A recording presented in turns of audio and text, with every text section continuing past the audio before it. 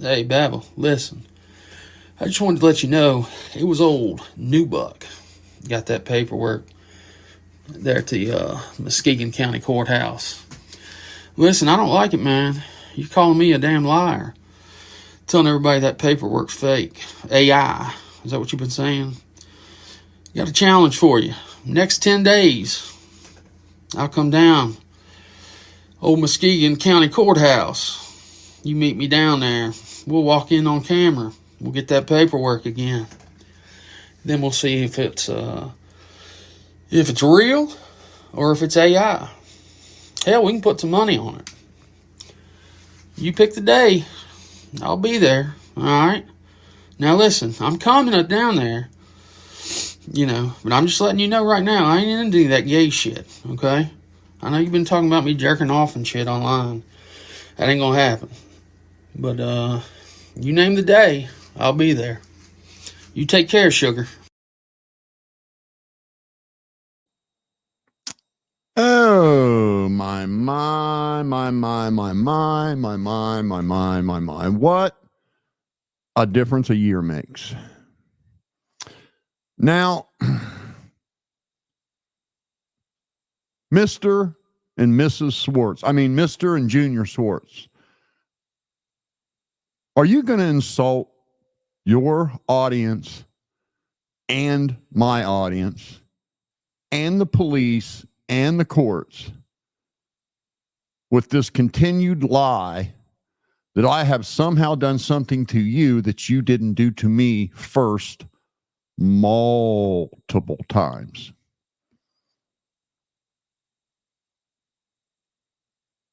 I want to see you look your listeners in the eye and say, I didn't hover over his house on a 10-hour live stream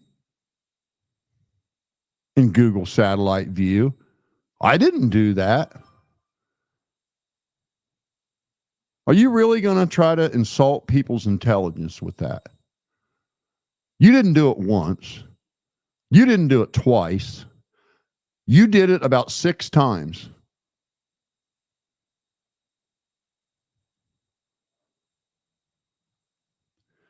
And Mr. Newbuck, you can take down the funny cartoon character because I'm going to overlay your face every time you show up on the internet. Coward. 400 pounds, just like I thought.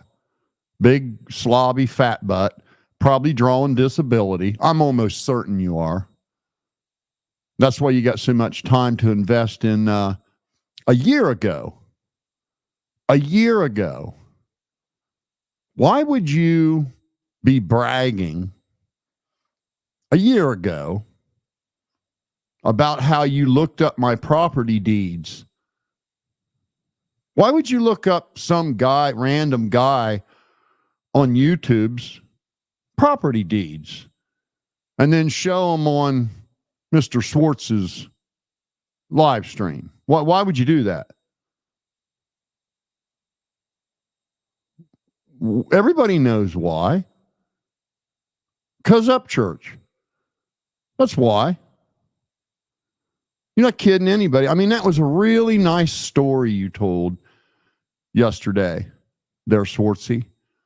But it's so far from reality, it's not even funny. And I've seen about 3 or 4 of you guys in the comments saying, Fred never called him the P word, and his dad never called him the P word either. Oh, really? You didn't? Well, I got evidence that'll prove otherwise. In fact, every person that you guys have ever went after for criticizing Ryan Upchurch, you have dissolved down into calling them the P word after you fully doxed them. I've got evidence of you doing it to 4 people over the last year, starting with Johnny Gobble, And it was I who said, hey, you can't put that on him.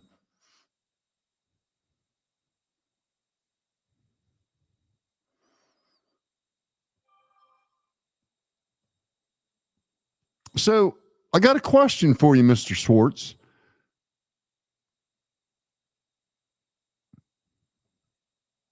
We're going to go back a year ago, a full year.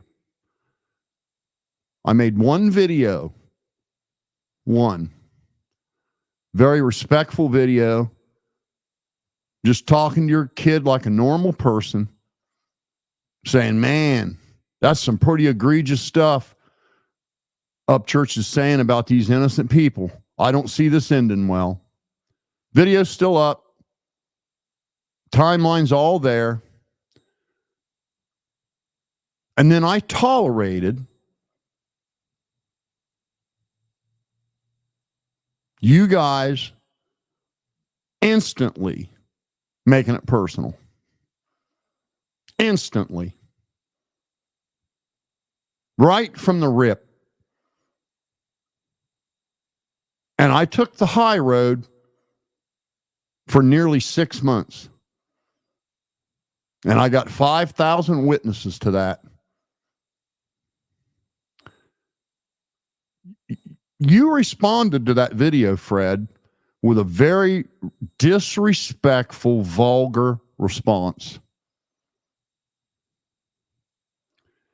And then the next thing I know, and I went right back to critiquing Upchurch. And I checked. I made sure I got my ducks in a row. I didn't make another video about you. I just said, well, you'll probably get sued. It's pretty irresponsible. And I went right back to critiquing Upchurch. And the next thing I know, there's an ex-wife that I haven't even spoken to in 20 years, drunker than shit on your live stream, and you guys doxed every aspect of my life that you could.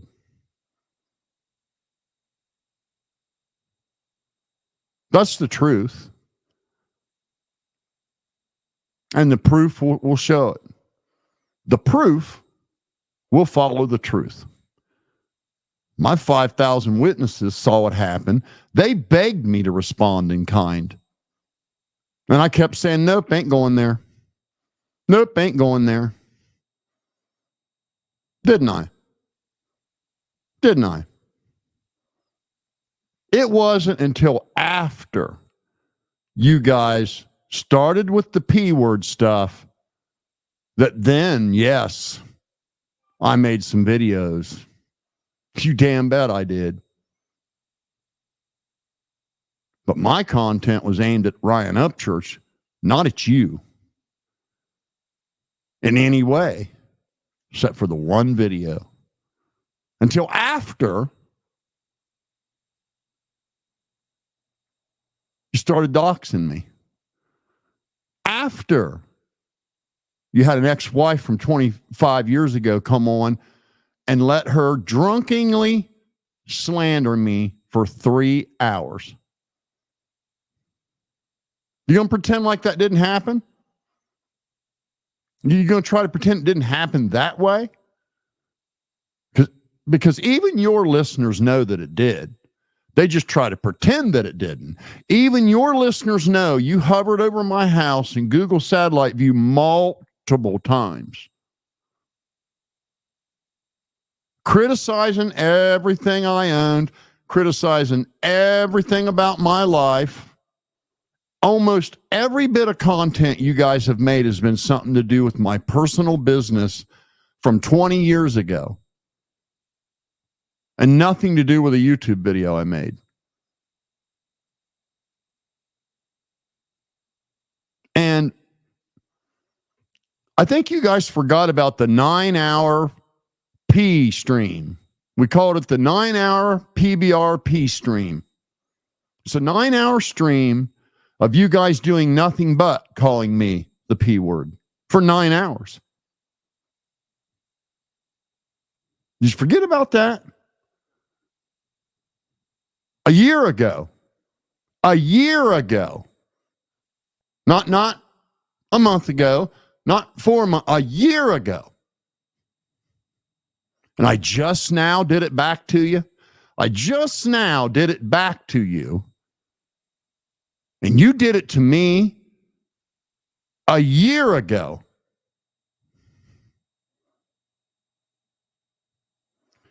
You not only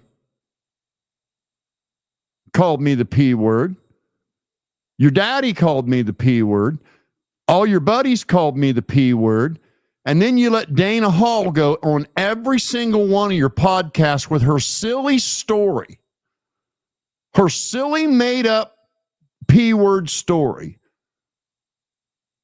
Every one of you did. Eismick, Wade Deaver, all of you. Let that liar come on and tell that ridiculous story of how she trolled me in my comments wanting my address to come and beat me up. Give me the address. I'm going to come and beat you up. Give me the address. I'm going to come and beat you up. Give me the address. I'm going to come and beat you up. And then I finally said, well, hurry up before my Viagra wears off. And then she tried to claim she was her 16-year-old daughter. And you guys used that as an excuse to call me the P word, every single one of you.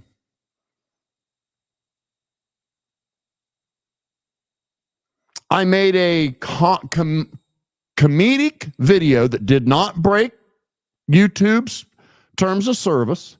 I mean, you guys tried to make it into something it wasn't, but it was fiction characters, fiction names, with fiction characters in a cartooned voice saying my dad taught me to whack off. Didn't break YouTube's terms of service, even though 180 of you reported it and YouTube found nothing wrong with it. Well, you know why? Fiction characters, cartoon voice, in a comedic context. That's why. And you guys held a 9-hour live stream the next day, and you not only called me the P word multiple times, your daddy called me the P word multiple times, Wade Deaver called me the P word multiple times, Eismick Sheffitt called me the P word multiple times, Linda Zajac called me the P word multiple times, Triple T called me the P word multiple times. Every guest you had on, let's see, Cortex called me the P word multiple times, Seeper called me the P word multiple times, Uncle Will, all you pity party for Uncle Will fanboys, Uncle Will uploaded 3 videos saying I was a registered, you know what.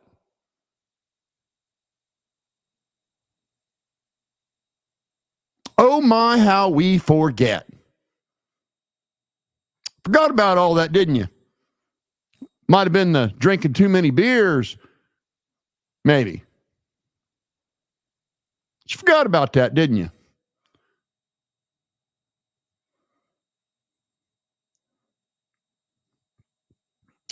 I put these 2 pictures side by side for a reason. The picture in the yellow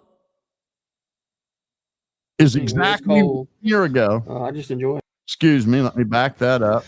Got a challenge for you. Before we listen to Dickface here admit to some other shit.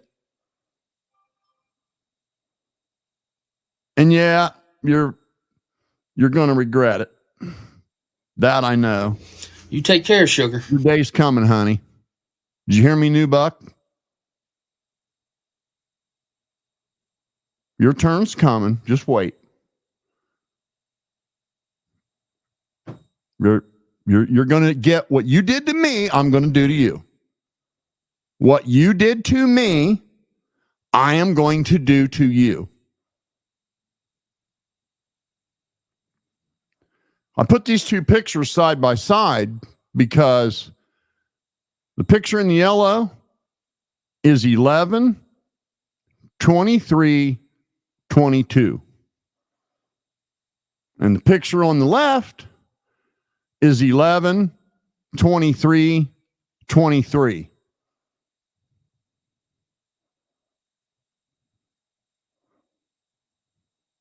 Stage 4 cancer in the liver, stage 4 cancer in the colon.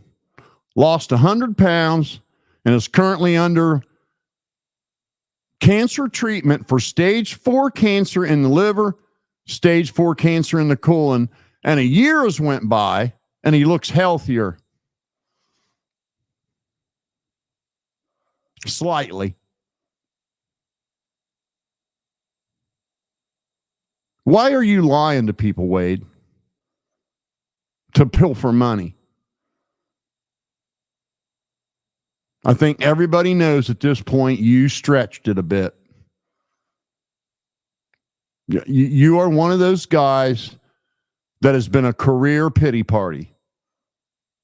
You take no shame in ginning up pity for yourself, which means you're a mooch. You're a professional moocher.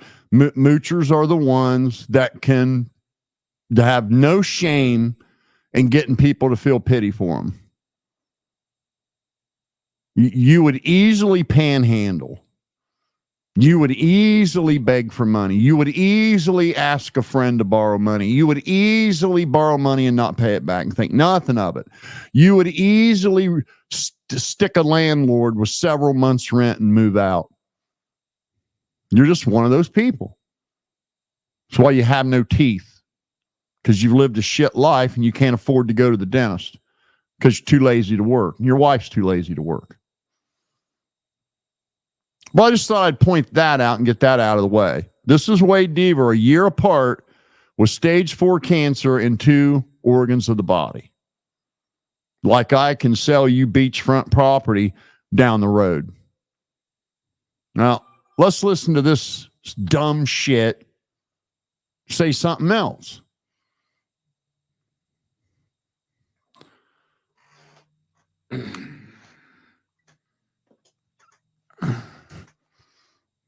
Anyway, it's cold. I just enjoy it. It's pretty good. All right, man. Glad to have you up on. Man, I tried so hard yesterday to get that pizza thing to work, and every single one of the majors that does the like online ordering, like Domino's, Papa John's, Pizza Hut, none of them delivered to that address. But I was trying so hard. What in the hell? Yeah, fuck that guy, man. Don't worry about him. Fuck it, dude. Yeah, I mean, don't waste. So what he's talking about there is sending a pizza to my house to confirm my address. A year ago. Now, why would you do that to somebody that's never even spoken to you while you're sitting on Fred Schwartz's live stream? So you're on Fred Schwartz's live stream, and you and Fred Schwartz and your daddy are talking about sending a pizza to my house and to confirm my address. Why would you do that? A year ago.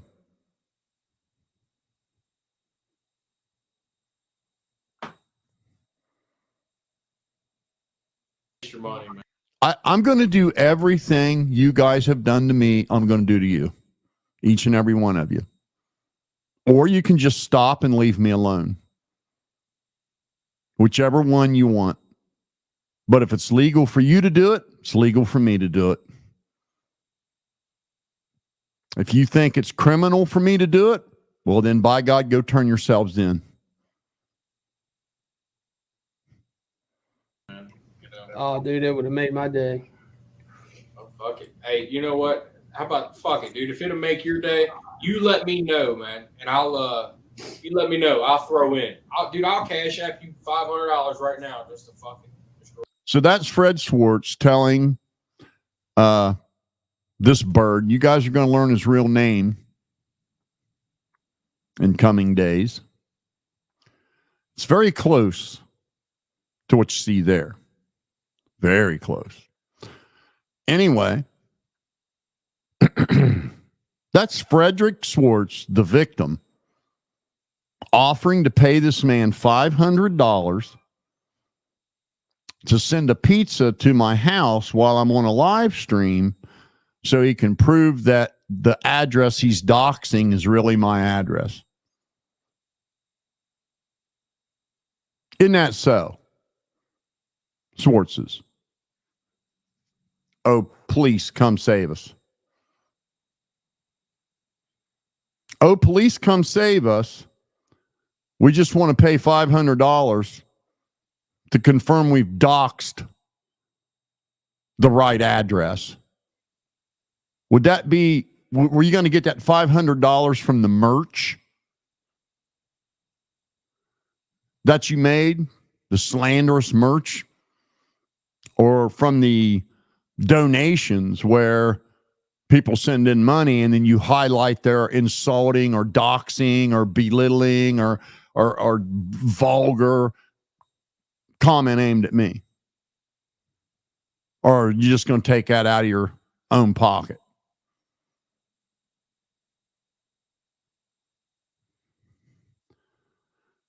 You guys forget all about the Dana Hall thing? You guys forgot all about that big lying story that you guys helped propagate, didn't you? Well, I didn't. The cops won't either.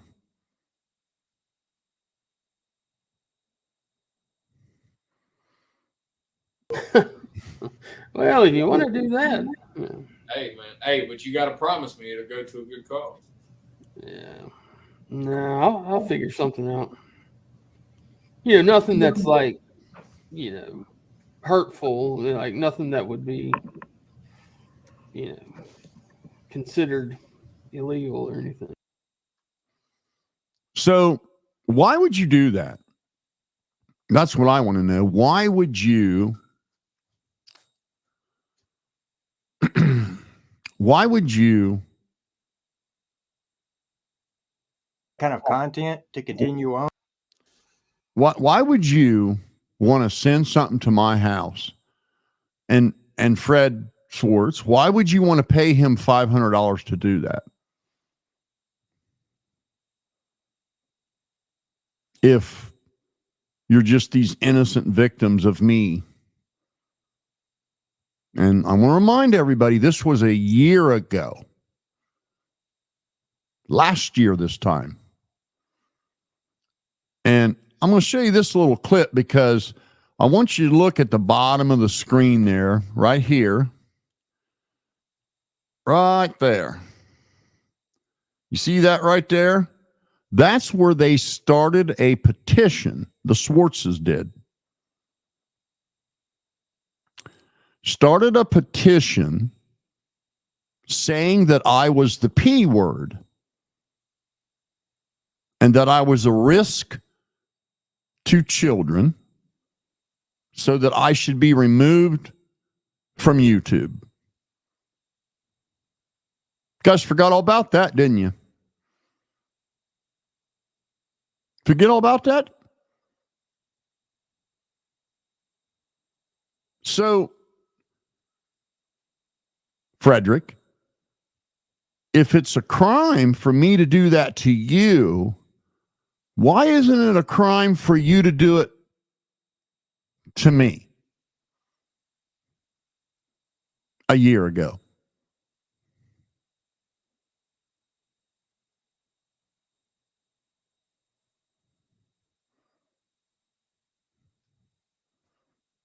I mean, you tell me.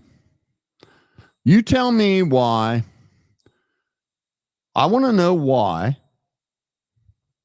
I want to know why, Fred Schwartz, I want to know why you think it's a crime for me to show a picture of your house when you and your daddy both hovered over my house in Google satellite view on live streams that ran as long as 10 hours. I want an answer. Why is it criminal if I do it to you, but when you do it to me, it's just all public information.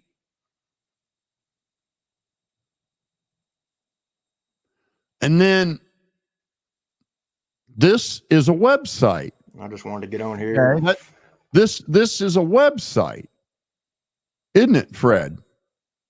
www.change.org/psychobabble. And this was a petition that you created saying that I was the P word. I guess, well, since I left monetization on this one off so I could just get real. So I'll just say it. Saying that I was a pedophile and that I was a risk to children. And that I should be removed from YouTube for it. Only YouTube found no problem with a comedic video with fiction characters and a cartoon voice talking about a dad showing his kid how to jack off.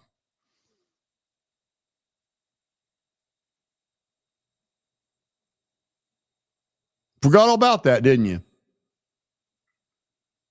So if you can create a website saying I'm the P word and it's not a crime, why is it a crime if I do it to you a year later after I've asked you to leave me alone about 100 times?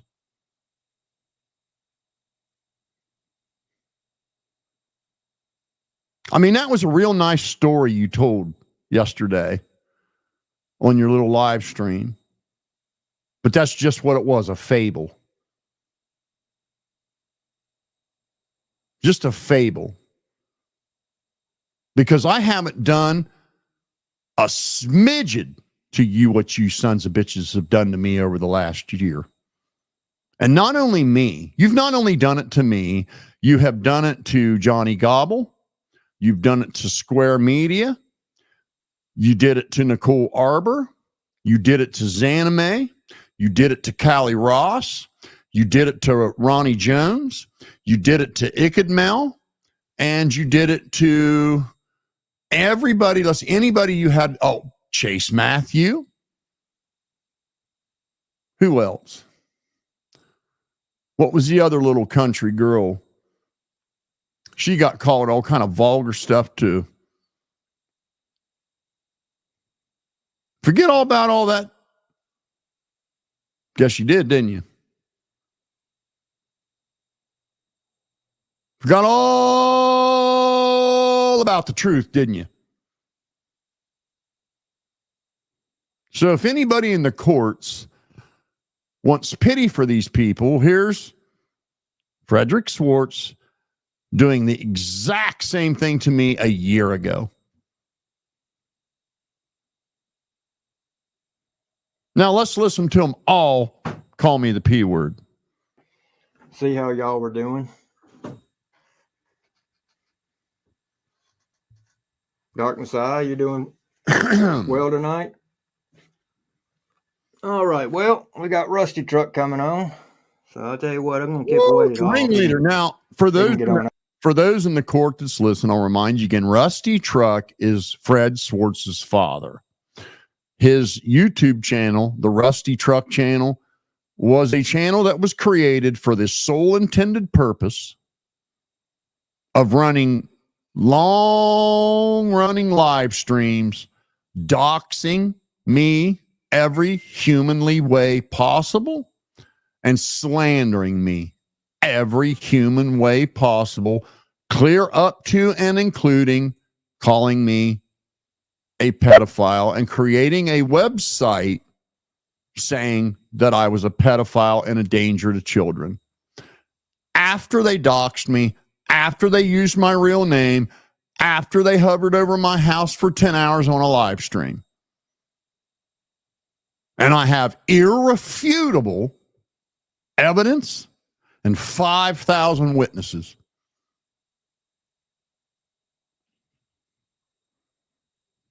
Out of here. And so I could see Jessica talking, but about every 3 or 4 words was only coming through. and that was it. So it wasn't even worth. I could chat over in the chat just fine, but as far as doing live, no, I couldn't get up there. What's going on, man? How you doing? It's all right. What's up, buddy? Not much. I see your voice is coming through a little bit better. Yeah, I'm feeling a little better. I'm doing all right. Well, you need to make sure you stay hydrated and stay warm, Howard. I don't know about Fuck that, Wade. yeah. I'm ready to just destroy myself. I'm not staying hydrated for shit. Just to lay off them 1-900 numbers right now, you know. Fucking Jesus Christ. Hey, Power Stroke. I just got a text, so we don't have to go get nobody. We're good. Okay, cool. Did she make it home? Yeah, she's home. All right, good. Good deal. Yeah, man. You know, For the record, back when this happened, we called it the 9-hour PBR pedo stream. This particular stream ran for 9 hours. And I think there may be about 4 minutes where they weren't insinuating I was a pedophile. The rest of it was all of them calling me a pedophile and then inviting other guests on to call me a pedophile and highlighting comments of people calling me a pedophile while they promoted a website that said I was a pedophile. A year ago.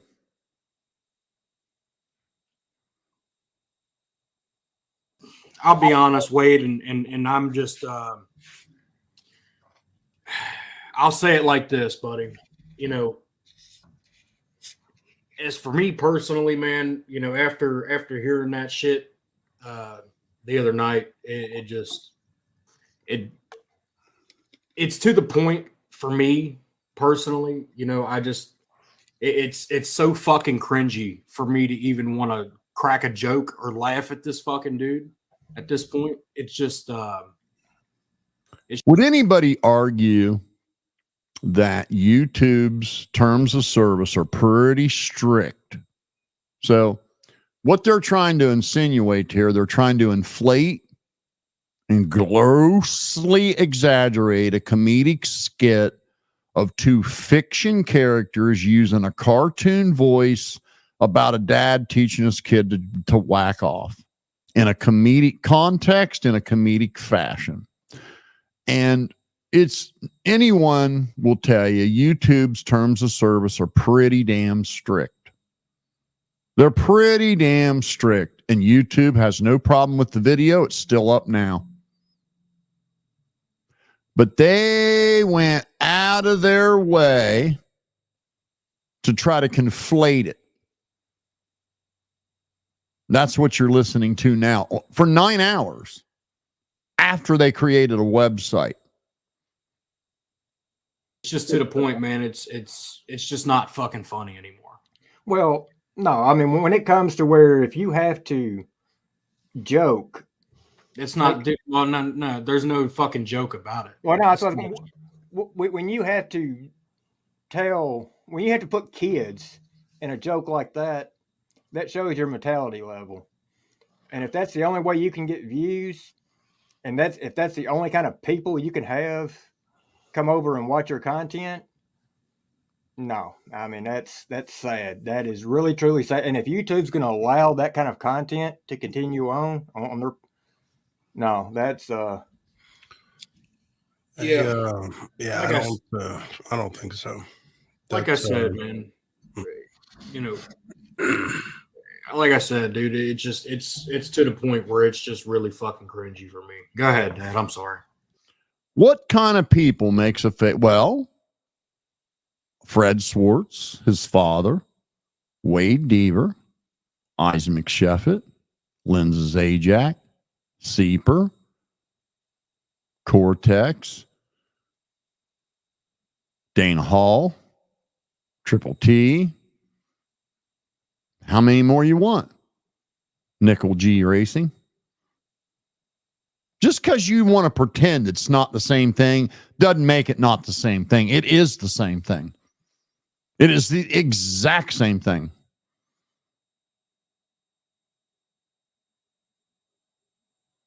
Exact same thing. Only they had long doxed me when they did this. They had long put my address out there. Every one of them showed videos, my house and videos. I had my address, I had my physical house blurred, and Isaac found a way around that by going to Bing, put that in a video, and then you let Isaac come up on your live stream and call me a pedophile one day when I was riding my motorcycle. And I have that clip as well. But let's let you listen to you call me it multiple times here. And then we'll get to the good stuff. We'll finish bodying the drunk ex-wife with the truth. No, I mean, I'll just Let me clarify, with the truth. kind of just there. I'll be honest with you. I've been very, very uncomfortable about this whole thing. Yeah. I bet that you was are. started. You just are, And aren't you? The You'd do reason being anything is, for Ryan Up Church, wouldn't you? is, you know, like we've all had our suspicions that with his language pattern and things that he vocalizes. And Your suspicion of what? That I'm a pedophile? Because that's where you're headed, isn't it? Isn't it, victim? for him, and this seems like it doesn't seem, it's evident now. It's to a point where I cannot ignore it any longer, but he has a propensity to vocalize sexual situations with prepubescent children. All right. And I mean, this is there's no For those of you in the comments that weren't here from the beginning, keep your trap shut. You're not entitled to an opinion. Because you just don't have the context to have an opinion. I'm sorry if that hurts your feelings. It's just true. You have no idea what got us to where we are today if you haven't been here from the beginning. And you shouldn't even try. context of a joke that this fits, and I really don't care who it is, but it makes it a lot more uncomfortable for me to understand that my son is being plugged into that scenario. Didn't have anything. It was two fiction characters with a cartoon voice that didn't have your son's name in it at all. The video's called Little Frank. Little Frank. Now, how is your son related to a cartoon character named Little Frank?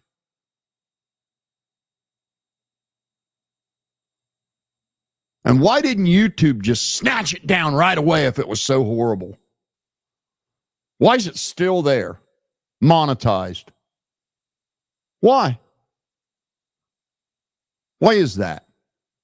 Well, because it ain't what you're claiming. That's why.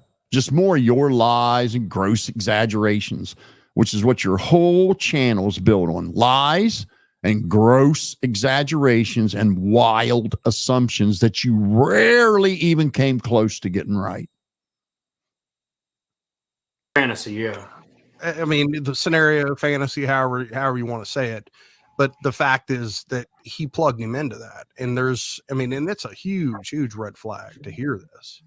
You know, and if it's anyone, I mean, you're just looking at you graphically, describe an 11-year-old, okay, and partaking in something sexual, and then insinuate. Well, I think you should report the video. I bet YouTube would take it down right away.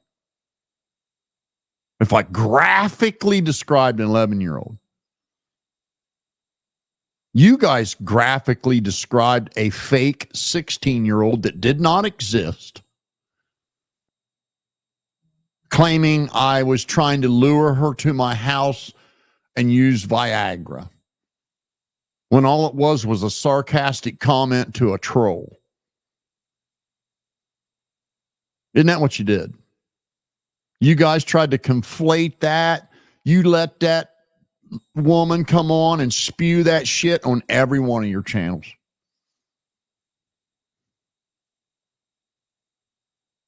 Oh my, how we forget.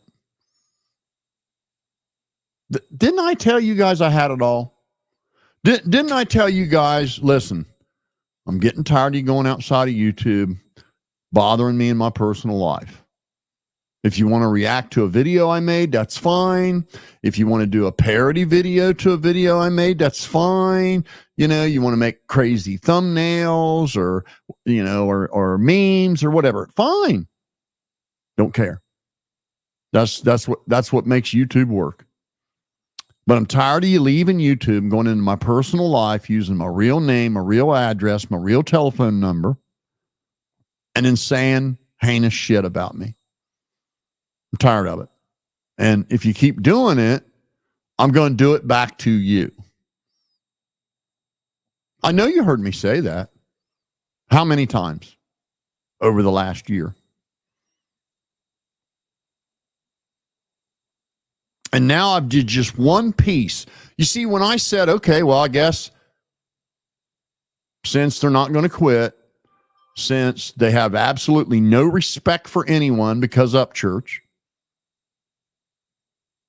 I guess I'll just do it back to them. And I've done one of the many things you did to me. Just one of the many things. Have I downloaded your marriage license and read them on a live stream? Have I downloaded the deed to your house and showed it on a live stream? Have I downloaded your tax records and showed it on a live stream? Have I went to a courthouse and got a total background check on you and read it with your wife's name, your kid's name, and read it on a live stream? Have I done any of those things yet? To any of you? Well, no, of course not. No. The answer is no.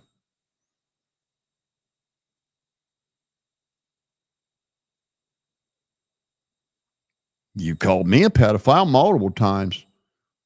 Hovered over my house in Google Street View multiple times. And now I do it back to you once, and it's a crime. Created a website. Created a petition. A fucking petition that y'all bragged about signing on this video that said I was a pedophile. Did you forget doing that? You must have forgot. Maybe lay off the beer a little bit. And, you know, and new book, I know you're having some health problems. A diet would be where I would start. I'd start with a diet, lay off the weed, lay off the ho-hos and the cupcakes and the donuts. Get your ass up out of that chair. Quit worrying about my life, stalking me, going back 28 years to a Reddit forum and where it's way over your head. Can you believe that these simpletons in that video the other night literally tried to act like knowing Slackware is just like child's play, when it is the most sophisticated iNet operating system on planet Earth, and it is by far the most powerful. By far the most powerful. And don't ever let anybody tell you otherwise. There has never been a piece of software made that can hold a candle to it. There's some that's easier to learn. There's some that's easier to use. So it's more popular because it's easier, in much the same way Windows is more popular than Linux. But that doesn't mean that Windows is more powerful than Linux. It doesn't mean that Windows is better than Linux. It means Windows is easier to use, therefore it's more popular. But Slackware is the hot rod. There is absolutely zero limitations with Slackware. Zero. There's not one single fucking thing you would want to achieve on the internet that Slackware won't do, and do it very well.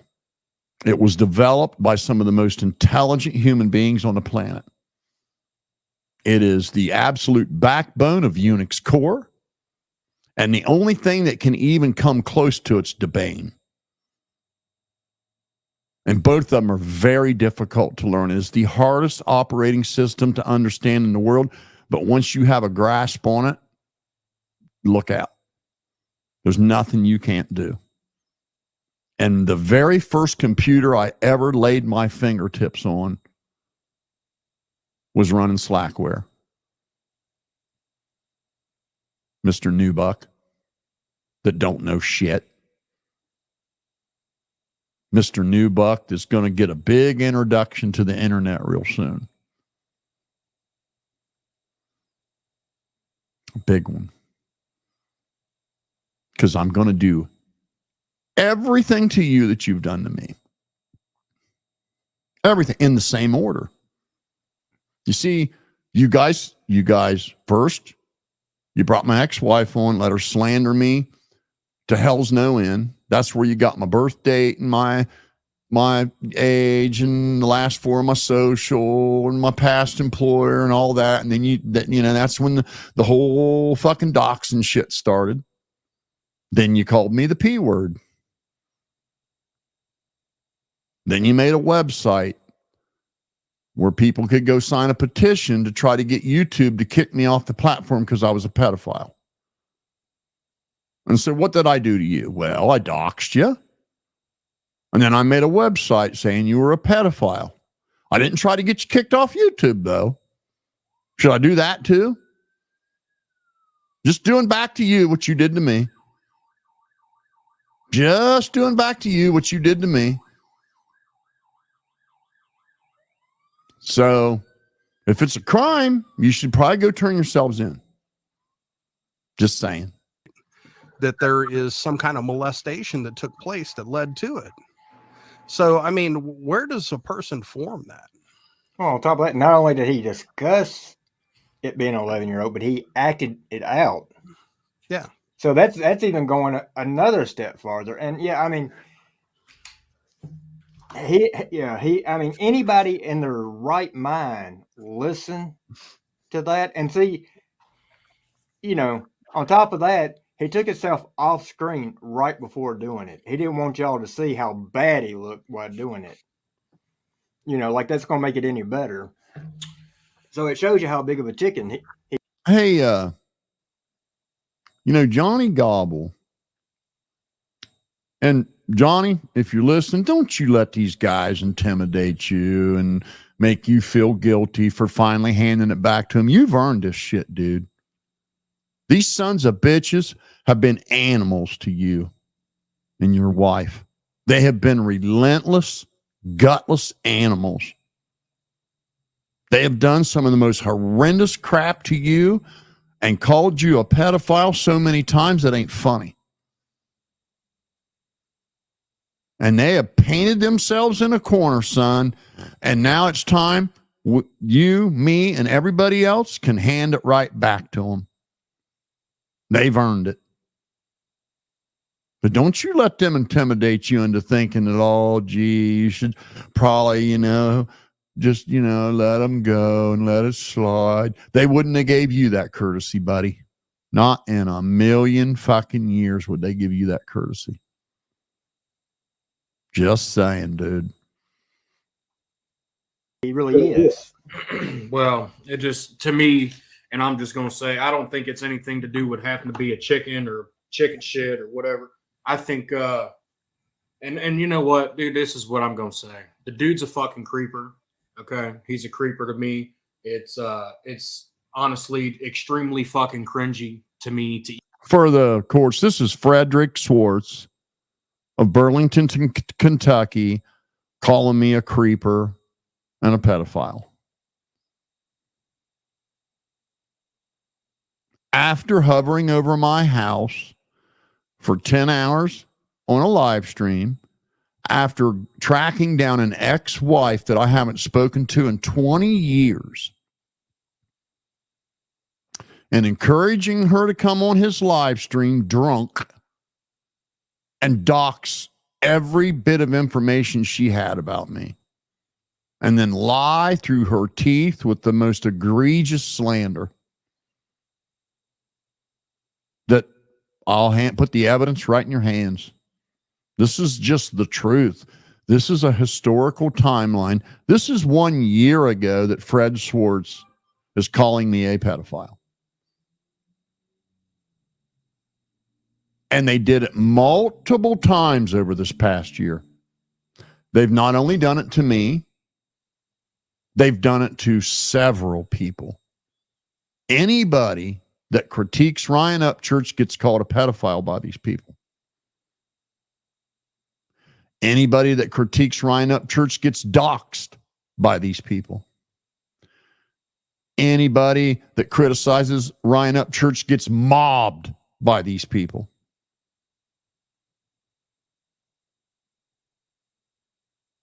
And I'll show you how to do a search and look that up yourself. Even say his name, Did you forget there's a thing called the Wayback Machine? All you deleters.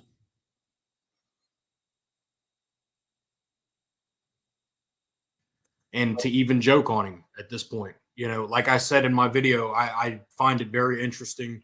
Well, really interesting, but disturbing, as to how your brain can formulate such a fucking scenario. This is him conflating a video that that they reported this video over 100 times, and over 100 times YouTube found absolutely not one single thing wrong with it. It's even monetized, and there's commercials that run on it. Now, there they are calling my phone. They got this phone number from Frederick Schwartz. If I answer this, they will leave a vicious, threatening message.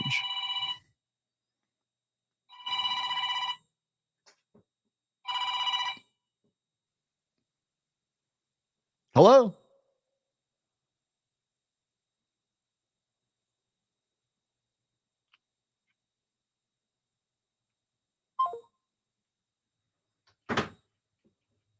That's what I put up with because of Frederick Schwartz, his father, his 3 friends. There are about 14 vicious, threatening voicemails, and I'm 100% certain 3 of them are almost his real name, Rich Newbuck. Isn't that right? Isn't that right, Tubby Butt? Welfare queen. Disability moocher. Unemployed loser. Isn't that so? Didn't you call this phone and leave some pretty nasty messages? Your voice, even when you tried to run it through that crusher, dude, it's you got a girly voice, and there's just no fucking hiding it.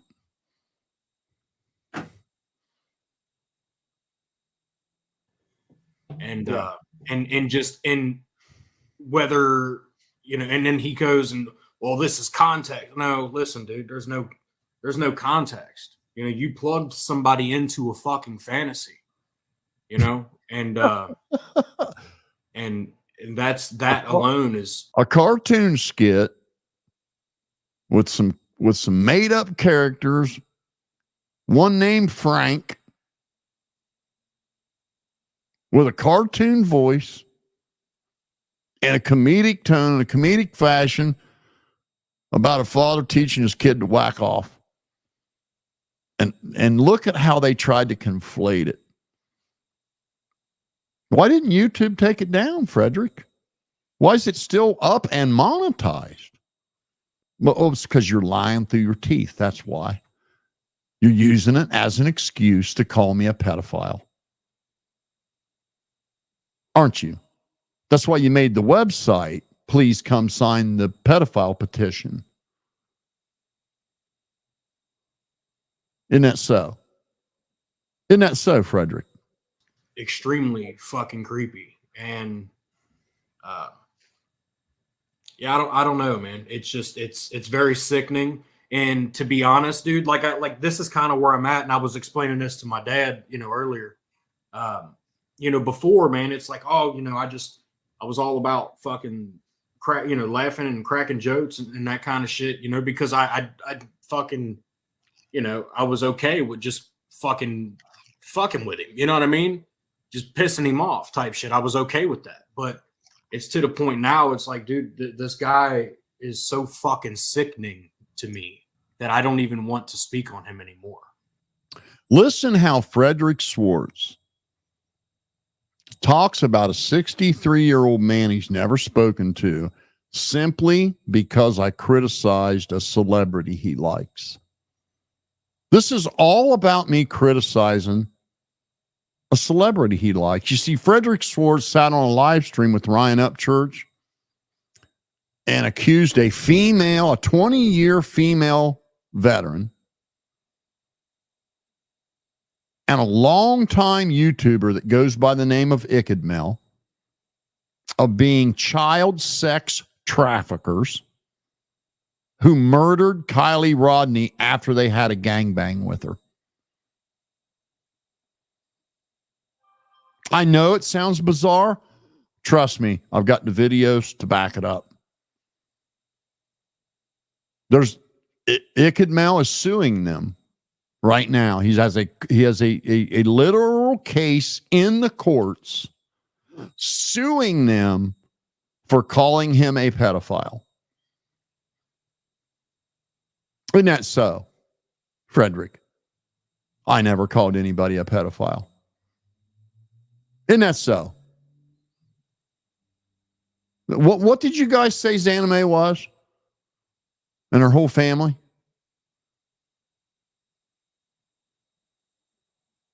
A very real person that you doxed her, read her military records, showed her address, doxed her mom, doxed her mom's place of work, tried to get her mom, 55-year-old retired nurse, got a donation site up to get some medical supplies to take back to friends and neighbors in Ukraine because her and her daughter just barely made it out of there. They had to go through 2 different countries to get here. They had to apply for green cards in 2 different countries till they could get one to get here. And then she literally was taking donations so she could go back. Fred Schwartz, his father, Wade Deaver, and Isaac Sheffett, and a bunch of other Upchurch fans tried to sabotage that charity after calling her many times a child sex trafficker, a murderer. They literally swore to God that woman did something to Kylie Rodney because she was going to traffic her.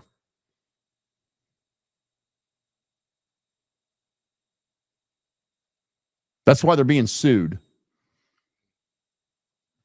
It's just, I just don't, And I mean, like, fuck, you guys can do what you want, obviously. I mean, fuck, man, I'll entertain it, but I'm not, this dude is just fucking, he's cringy and sickening to me, man. And, I don't understand how anybody can go in defense and be like, oh, well, it's content. No, listen, dude, you got on there and plugged. They called another YouTuber, American Dream Chaser, all kind of filthy names, and then they mobbed him, stalked him until he just had to finally leave YouTube. That's true. Very true. Me into a fucking fantasy of whatever the fuck. And you're speaking of an 11-year-old child under molestation. There's no context of it being a joke. That never happened. Then we'll see if it's And if that's the only that never happened. line, listen. There was Disturbing. Nothing about molestation. It was a cartoon skit, still up on my channel. It's monetized. YouTube's fine with it. Just talking about a cartoon skit, talking about dad teaching his kid to whack off. Like that kid's never whacked off before, for fuck's sakes. As to how your brain can formulate such a fucking scenario. and Yeah. and just in whether and then he goes and, well, this is context. No, listen, dude, there's no context. You plugged somebody into a fucking fantasy. Is your name Frank or Fred? Why do you keep trying to say you're the character in that cartoon skit? And that alone is extremely fucking creepy. And yeah, I don't know, man. It's just it's very sickening. And to be honest, dude, this is kind of where I'm at, and I was explaining this to my dad, earlier. Before, man, it's like, oh, I was all about fucking laughing and cracking jokes and that kind of shit, because I fucking, I was okay with just fucking with him. You know what I mean? Just pissing him off type shit. Oh, you mean doxing me, hovering over my house in Google Street View, having my ex-wife come on and dox everything she could about me and slander the shit out of me, a woman I hadn't spoken to in 20 years. So she, why would she even be bothering me? 20 years, it was actually 25 years since I divorced her, a little over 20 years since I'd even heard her voice. And so why would you have her on your podcast, Fred Schwartz, drunk, and let her just spew all my personal information? I mean, because if that's a crime, why would you engage in that? Or are you going to try to pretend that never happened, like your daddy tries to rewrite history? And to you people that subscribe to Rusty, does it not insult your intelligence when he talks to you like you're so damn stupid you can't remember what yesterday was? Because I know every one of you know damn well how many times he showed my house on screen, how many times he went and cherry picked every video I made. All kind of wild assumptions, going to my business channel,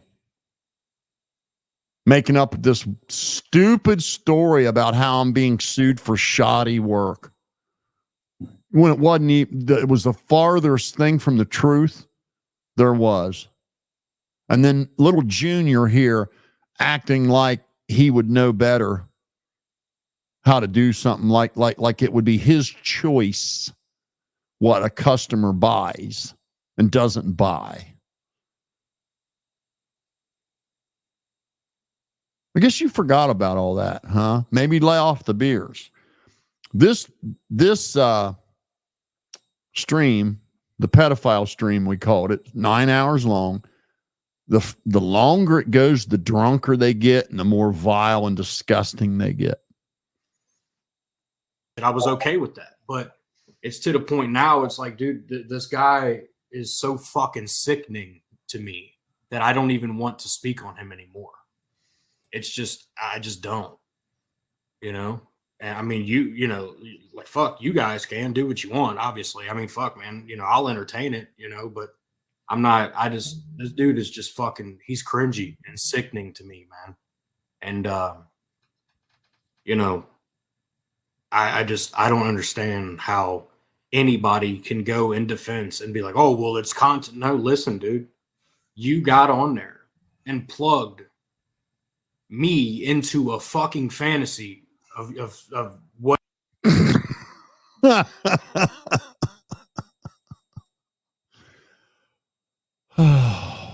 whatever the fuck. And you're speaking of it a lot. Why do you guys go out of your way, make fools of yourself?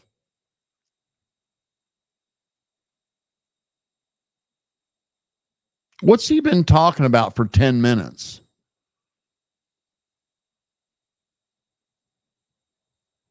There's not one person in this chat that dumb, but you. Everybody in here knows exactly what he's insinuating. But don't worry. The actual word's coming soon. Don't you worry. 11-year-old child under molestation. There's no context of it being a joke. That is fucking. There was not one single thing that could even be construed as molestation in that video. Nothing. YouTube would have took it down if that was the case. Not one thing about it. So what's that? What's he calling me there when he claims it was about molestation of a child when it was really a comedy skit with two made up fiction characters in a cartoon voice about a dad teaching his kid to whack off?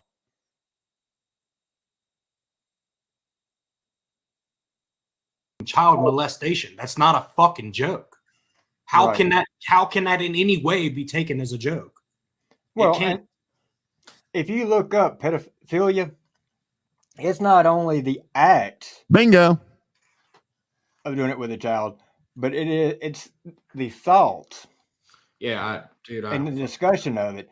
So Yeah, I mean, the proper term for it, Wade, is the paraphilia that's associated with it. yeah, Bingo. That's really what it is. Yeah, it's the paraphilia that he's vocalizing. yeah, and I mean, he's crossing over if he's going to keep discussing all this.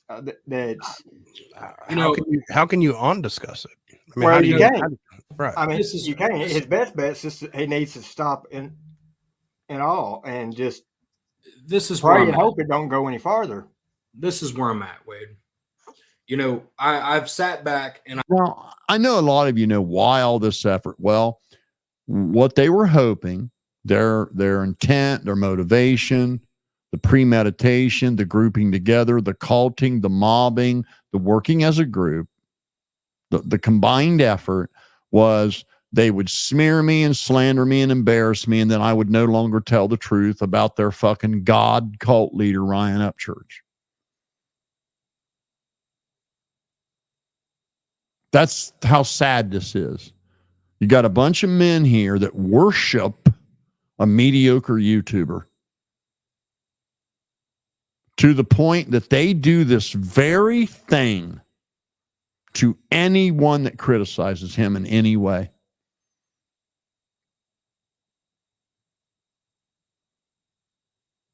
I've listened and listened and listened. You know, this guy has talked about children in many fucking situations, many circumstances. What's he calling me right there, Mallow Mills? Ain't nobody ever heard me talk about no child in any derogatory way. Ever. You know, fuck, within the same video, he's talking about somebody's 16-year-old daughter. Okay. That's the Dana Hall made up story, where Dana Hall herself was in my comments saying, I'm coming to your house to beat you up. What is the address? I'm coming to your house to beat you up. What is the address? I'm coming to your house to beat you up.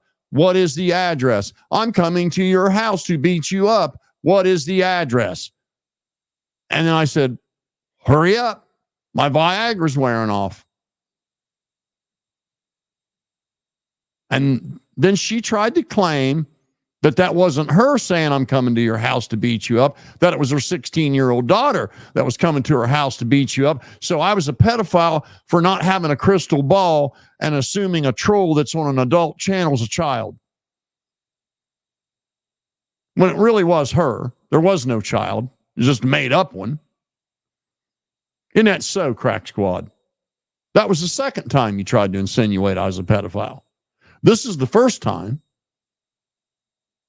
But the whole Dana Hall shit was the second time. And there's a third time.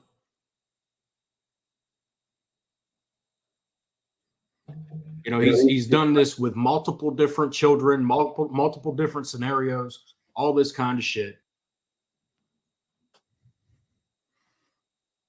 Fred Schwartz just said that I have talked about multiple children, multiple different times, and in a sexual way.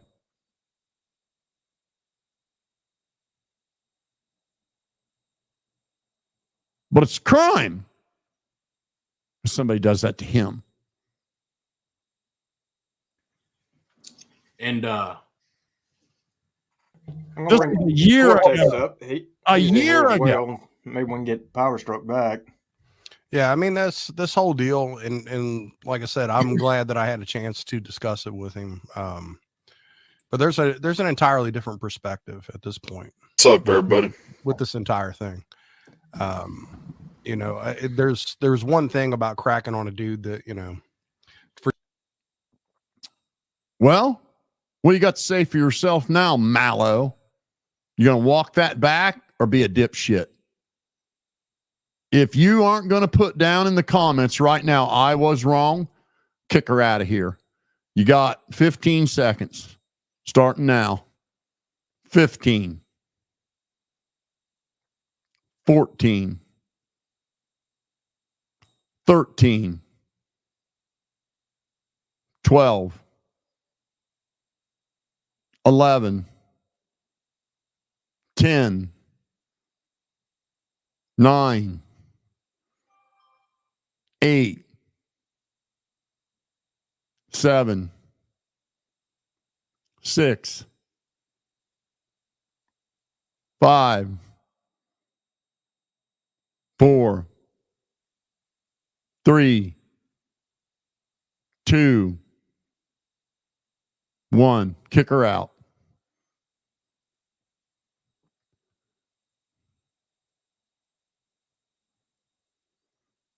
There you go. Well, and then there's also the stuff with Ryan saying people from Canada aren't allowed to be in the United States because, you know, they're not good enough. They're not good people. If you're from Canada, you're not a good person. You aren't supposed to be in the United States. Ryan Upchurch. Quote, ask him, he'll tell you. Look at old Wade there a year ago. Does he look any different today? Any different?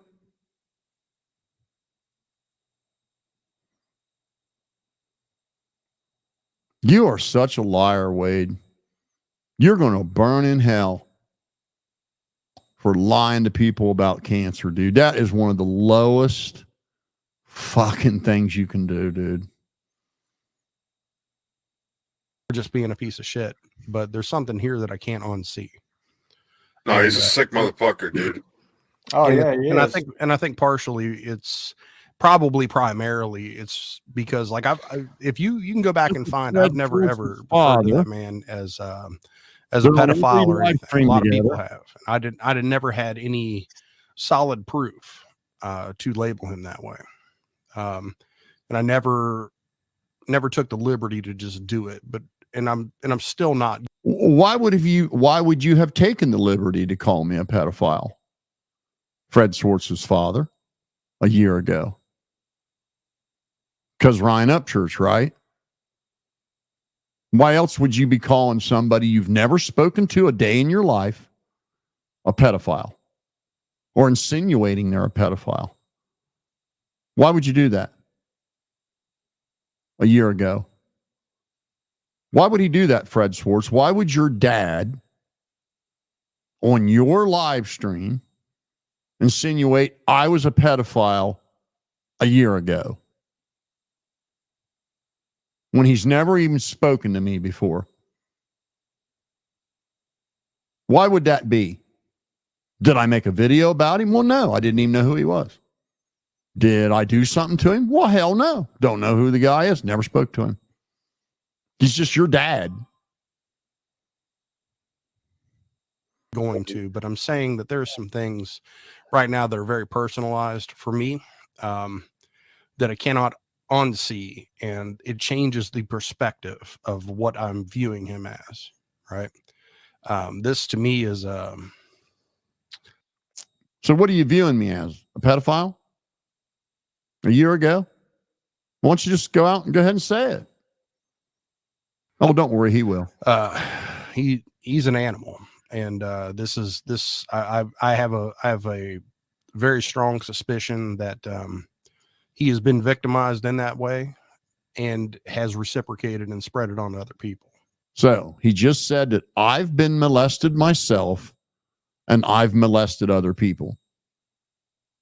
After he doxed me, after he hovered over my house in Google satellite view for 10 hours, after Rich Newbuck tried to send pizzas to my house to confirm the address, after Fred Schwartz offered to pay him $500 to do it. And we're not 30 minutes into this 9-hour-long pedo live stream. That's To refer typically how to it it that goes. way. To refer to it in the way that he has. So, So I don't want to see a single one of you rusty truck ball lickers in my comments anymore with he didn't do that to you. I very patiently tolerated this shit for a long time. My subscribers begged me to respond in kind. They were so aggravated that you sons of bitches were getting away with this shit. It was so frustrating to common people because they all know I didn't do shit to you. I never did shit to Rich Newbuck. I never did shit to Wade Deaver. I never did shit to Isaac Sheffett. I never did shit to Linda Zajac. I never did shit to Cortex. I never did shit to Seeper. I critiqued Ryan Upchurch. I'm having a bit of a perspective turn on it. And I'm sorry. I don't find any humor in any of it and with anything to do with him. And No, it's not funny. It sucks. It sucks when someone calls you a pedophile and creates a website and a petition that says you're a pedophile and you should be removed from YouTube for being a pedophile. It sucks when someone insinuates that you've been molested yourself, so you've probably molested other people. Someone you have never in your fucking life even spoken to and would have absolutely no reason on this earth to say anything about. Fred Schwartz's father, the victim that wants the law to protect him from someone doing to him what him and his father have done to 4 or 5 people now, myself included. And there's no real sport in all of the other shit because I mean, obviously this takes a precedence on the scale of things that he is guilty of. So I mean, I have like I said, I've always. How many people in chat saw Fred Schwartz and his father show my house multiple times in videos and mention my address? Just say here. Had some uncomfortable feelings about him caring for children, especially anyone that's compromised in any way, and mainly because of the way that he conducts himself and some anger issues is what my primary concern was. Now, this is him saying, I have custody of a 10-year-old special needs child and custody of my 12-year-old grandson. And this is Fred Schwartz's father encouraging his listeners to claim I am unfit to have those children in my home. A year ago, after they created a petition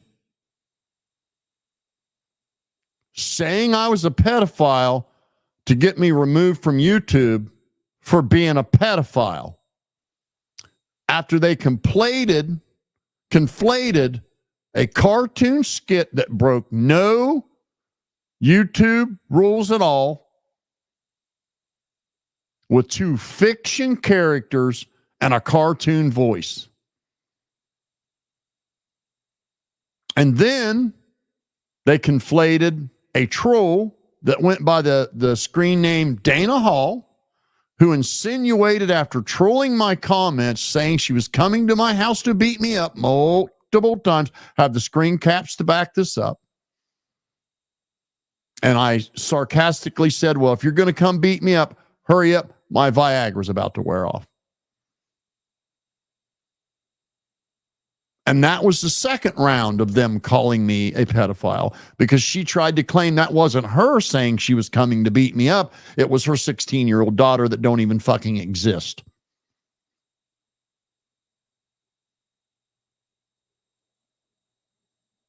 Oh my, how we forget.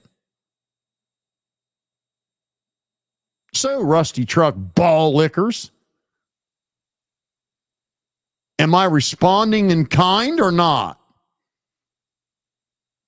Just want to know. Well, if it was okay for them to do that to me and you had no problem with it, your moral compass didn't get triggered. Why is it all of a sudden blinking red now?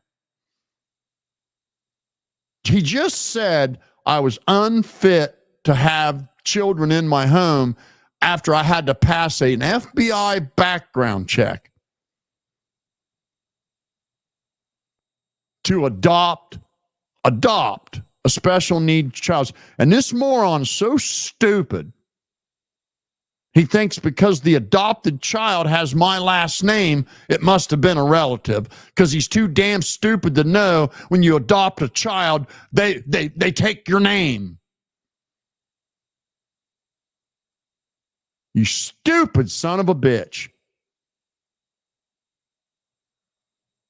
Right there, just that right there. You insinuating that is enough right there. Fred Schwartz.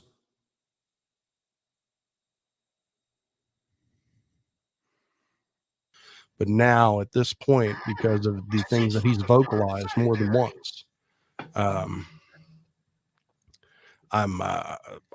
the concessions have moved in other places.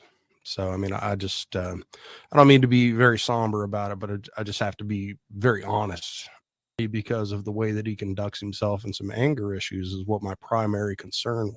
Like I said, I've always had some uncomfortable feelings about him caring for children, especially anyone that's compromised in any way, and mainly because of the way that he conducts himself and some anger issues is what my primary concern was.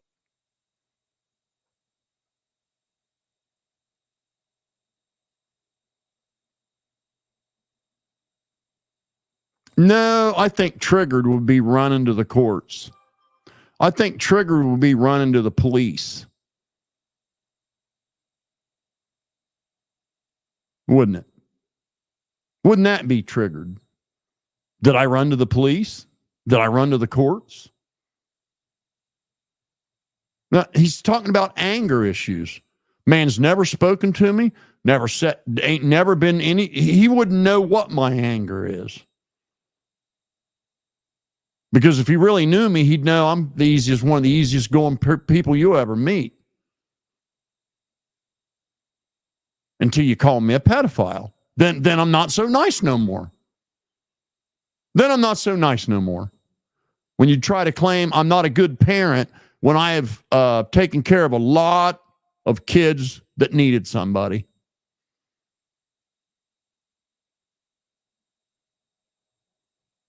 My whole family has, Buster.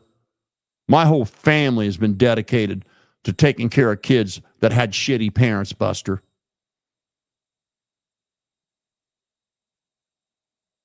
Fuck you and that shit. Ryan Upchurch ain't all that, buddy. You would have no fucking reason to say something like that about me. None.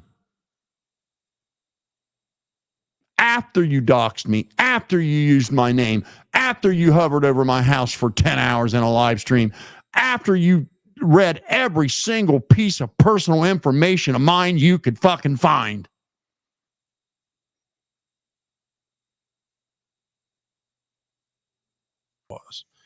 But now at this point, because of the things that he's vocalized more than once, the concessions have moved in other places. So, I mean, I don't mean to be very somber about it, but I just have to be. Well, I want you to say it. Your concession. Oh, he's a pedophile. He's a pedophile because he critiqued Ryan Upchurch, so he must be a pedophile. Johnny Gobble must be a pedophile because he critiqued Ryan Upchurch. Chase Matthews must be a pedophile because he went with a different label. Nicole Arbor must be a pedophile because she said something about Ryan Upchurch.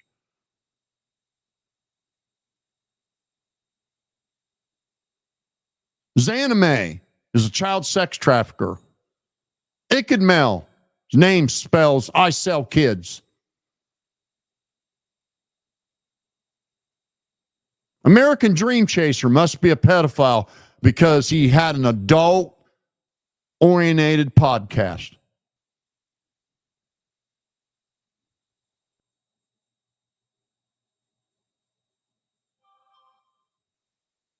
Be very honest about what I'm experiencing and feeling about that.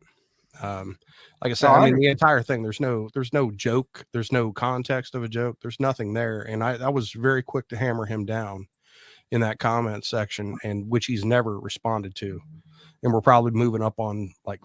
That's Fred Schwartz's father admitting that he left a bunch of nasty comments, threatened to come to my house.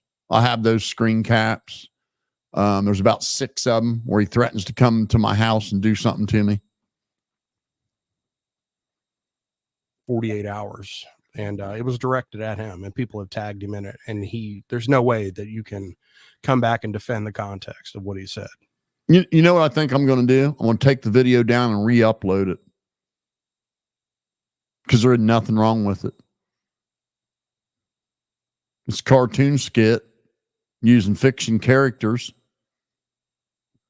in a cartoon voice in a comedic context about a dad teaching his kid to whack off. There's no molestation of anything. You guys are making that all up. Because if you can convince everyone I'm a pedophile, maybe I won't tell the truth about Ryan Upchurch. Isn't that so? Oh yeah, and he won't come back either. He knows he's in the wrong. He knows that. Yeah, he won't come back. What you're hearing them say here, and this is important for the record and for context. Okay, what you're hearing them say out loud is, "I didn't respond to their hate. I ignored it." Let's listen to it again. Let's listen how I totally ignored their hate coming to my channel and leaving comments to me. None of these people can show you a single comment from me on any of their channels. Not a single one. None of these people can show you where I ever went on anyone else's live stream, done anything to any of them, made my own videos critiquing Ryan Upchurch.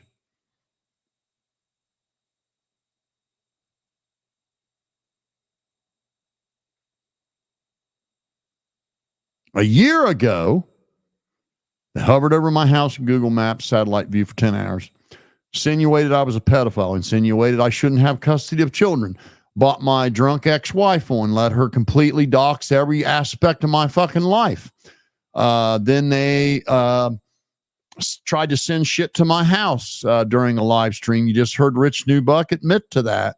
They looked up the deed to my house, looked up my property records, looked up my tax records, looked up my income tax return, looked up my divorce decree.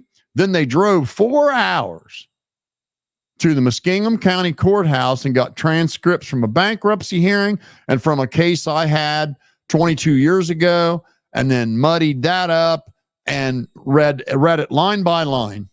All my financial information, debtors I owed after being in the hospital for 9 months and being fucking bedridden for damn near just shy of a year due to a bone marrow transplant. all in an attempt to shame me off of YouTube because I critiqued Ryan Upchurch. They did the same thing to American Dream Chaser. They did the same thing to Xanime X. They did the same thing to Johnny Gobble. They did the same thing to Squareworks Media. They did the same thing. This list goes on and on. These people are professional YouTube trolls, wanting the police to now come and protect them from somebody doing to them. You see, they all were using anonymous accounts.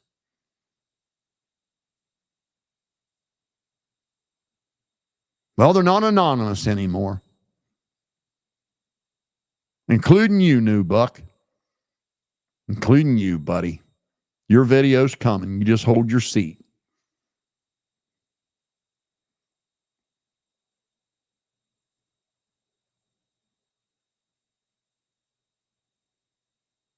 And now they want the courts and the police to protect them from getting it in return.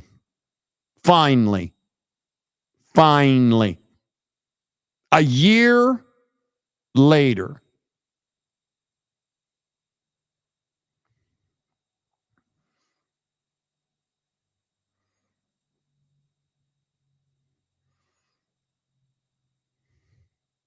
Back. I mean, let's be real. He just got done talking about sexual acts of children. Yeah. Any given point of talking about. This is Fred Schwartz, his father, having a guest on to say that I just got done talking about sex with children. Complete fabrication. Never happened. That subject. It's off the table. You know, you're just no talking about coming back from that. It's over. You know, if it's off the table, why is it, Crack Squad, that every single person that's ever criticized Ryan Upchurch got called a pedophile by you people? It's the first place you go. Do you know how many comments I have screen capped with the pedo stuff? I'm going to dare bet there's 200. Maybe more. Yeah, and I had one guy on one of my comment section that he kept arguing the whole point, backing him up on it. And it's like, but yet he started the whole comment about talking about how big of a Christian I am by doing all this. He said, you just, Yeah, and I called him a fucking You know, that's so true, Malik. It's so true. What reason would Rich Newbuck have to be looking up the deed to my house and trying to send? He admitted he called every pizza place in the area, none delivered here. And then Fred Schwartz offered to pay him $500 if he could pull it off. I didn't even know there was a person named Rich Newbuck in the world. So why would he do that? Why would Fred Schwartz's father insinuate that a child in my home would be at risk of being molested? On a live stream a year ago.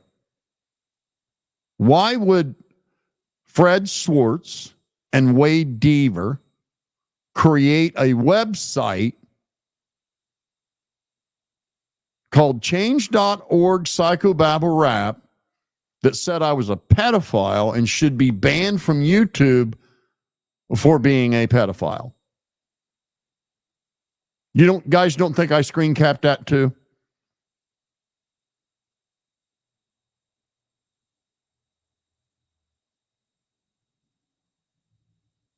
So now I get to put all that stuff in the police's hands tomorrow. Thank you. retard for that too. Yeah. And so I asked him, I said, well, Yeah. Right. So the Who's oil on the shit? man. What if they, they're running around, they did it there, they're going to do it in other places. Say, man, I'm really fucking just concerned for Bill. So No, it's their fucking fault. It is what it is. That guy wants to come out and slap a fucking. I'm trying to be safe, right? Discuss. I'm just skipping along. It's a 9-hour live stream. They never stopped calling me a pedophile for the whole stream. There they are, advertising their website. There's their website. It's called change.org, Psychobabble Rap, and sign the petition and help spread the message. And that message was, I was a pedophile.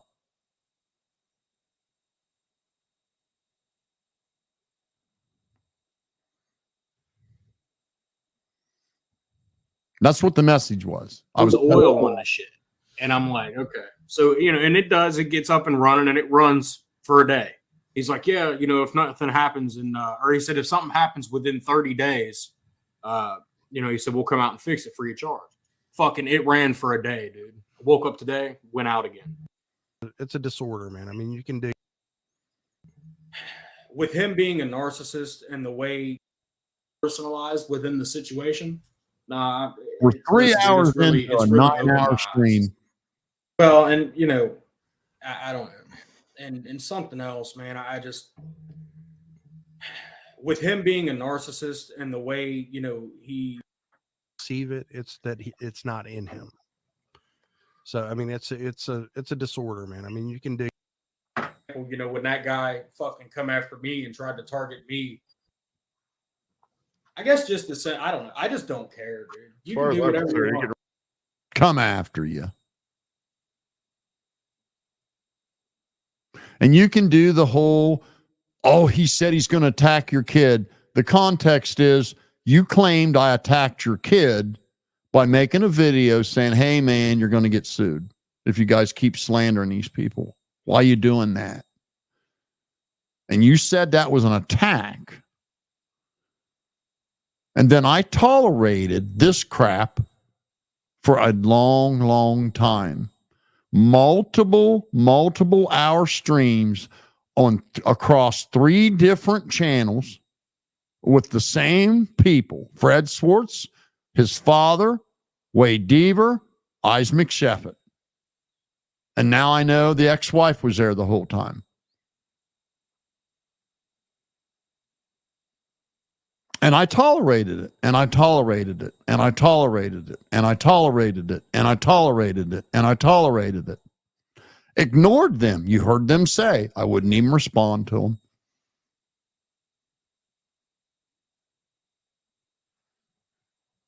And some nice fibs you told there yesterday, Rusty. What you're going to make me do is get the transcripts from that day in court down there and show everybody what a liar you are. I think there was a video camera in the room. I'm going to see if there's a tape. And we'll see who was shaking. It wasn't me. I was as calm as a cucumber. Because I already knew I wasn't in any kind of trouble.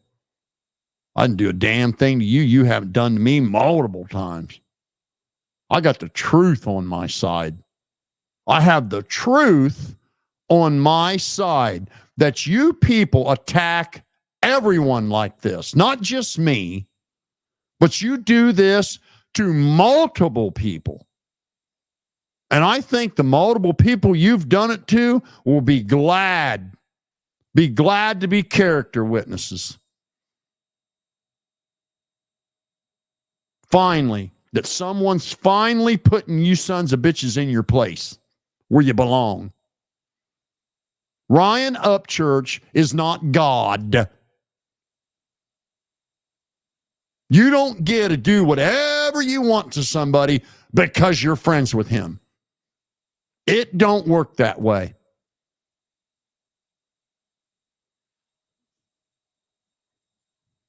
Sucking dick. Oh. Yes. One recent video of him in the driver's seat. I guess just to say, I don't know. I just don't care, dude. You can do whatever you want. This is another one.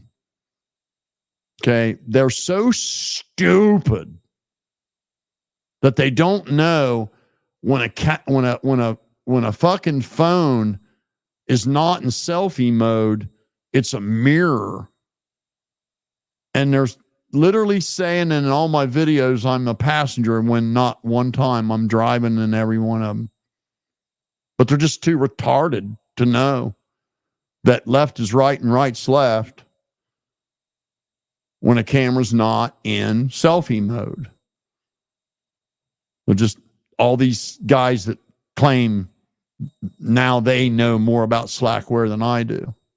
When I promise you, wouldn't one of them even be able to log in. They wouldn't even be able to figure out how to log into it. And then once they logged into it and there was an all black screen, a little cursor flashing down at the bottom, they wouldn't know what to fucking do.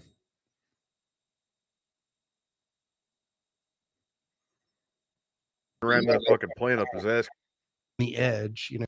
Messiah says, better watch out. PBR has a friend with a plane. You know, Yeah. Dark Messiah, I'll say this, man. You know, that guy, dude, he's got so many fucking. See, that this was like this. I'd do a video. Yeah, I got a friend, a kid that used to work for me. I'm sure he would have no problem me saying his name, Dave Saunders. He was my employee. He actually, it was so ironic because he was from Ohio, right from my area. And when I was managing shops and well, I was hired as a shop foreman at a Chevrolet dealership. And I didn't work there very long. And all of a sudden, this franchise owner that had 3 Midas shops was trying to contract a manager for it. And my company set up an interview. I went to the interview. I went ahead and switched positions, left the GM dealership and went to this retired Air Force colonel's Midas shops. And I took that kid with me. He worked at the GM dealership. I took him with me to the Midas shop. And he was real young at that time. Well, he owns an airplane now. And they just act like that's some impossible lie. When it's not an impossible lie, he owns an airplane. Go look at his Facebook page. Mr. Wild Assumptions again. This is a year ago. I forgot. I'll be honest with you guys. I forgot just how just low IQ and just down in the mud, wallowing these people were to try to intimidate me.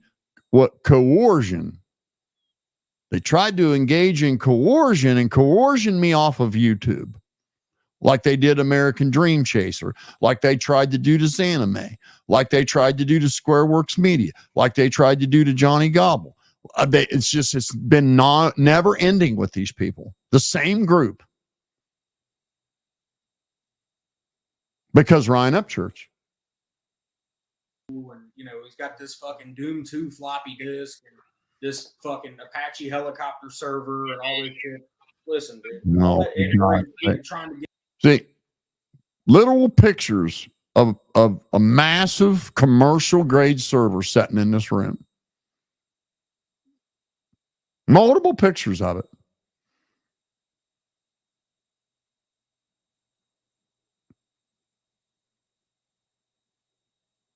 I mean, you guys sound like simpletons. It just blows my mind. I forgot how just small-minded you guys are, how petty, how jealous.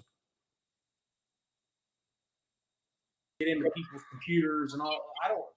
That dude, he's not scary at all. And the fucking, I guess just this. I'm not scary? Well, why are you telling the courts you're afraid of me then? If I'm not scary, why are you telling the courts you're afraid of me? After you and your father both threatened to come to my house and do something to me. After you and your father both called me a pedophile multiple times. After your father insinuated I shouldn't have children in my home. After both of you showed my house in videos multiple times. After both of you fully doxed me in every way humanly possible in front of 5,000 people.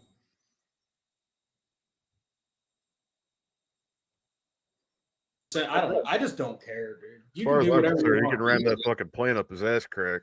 But you know, you can. I mean, that dude can do whatever the fuck he wants. You know, Listen to all that because I said, hey, a good friend of mine got a hold of me, man. He got an airplane. It didn't even have nothing to do with them. Let's talk about my friend that got an airplane, and now this guy wants to ram it up my ass.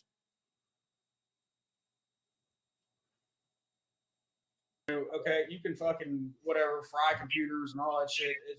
Nobody can pry a computer from making a phone call or sending it. Just nothing can be done to your computer unless you download a piece of software and execute it.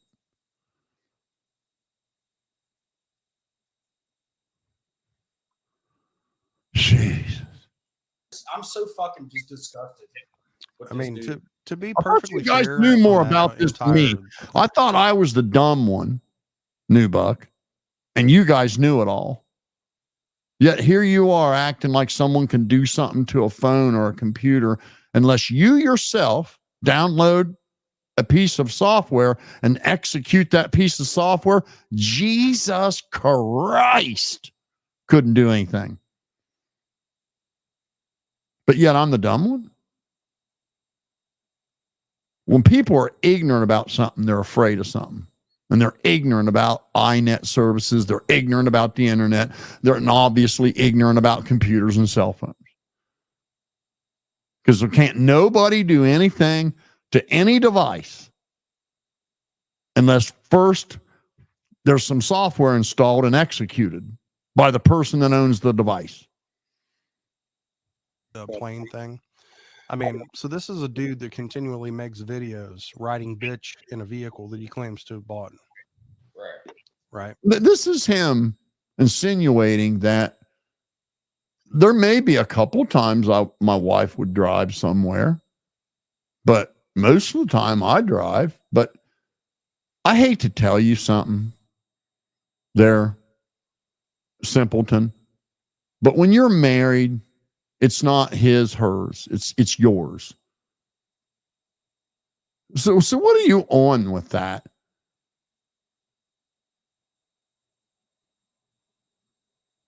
I'm sorry I keep stopping. I just forgot how petty this all was. This was a year ago, and I literally forgot how petty and immature and how triggered. Listen to how triggered Fred Schwartz's father is over anything I might own.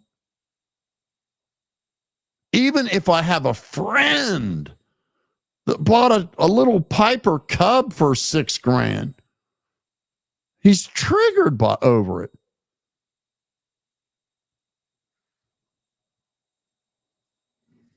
So I'm going to venture to say, just from the information that was provided to me, and I'm what I trying to know, figure that out too, Trina. the likeliness of him actually having a valid driver's license in the state of Ohio is Why wouldn't I have a valid driver's license?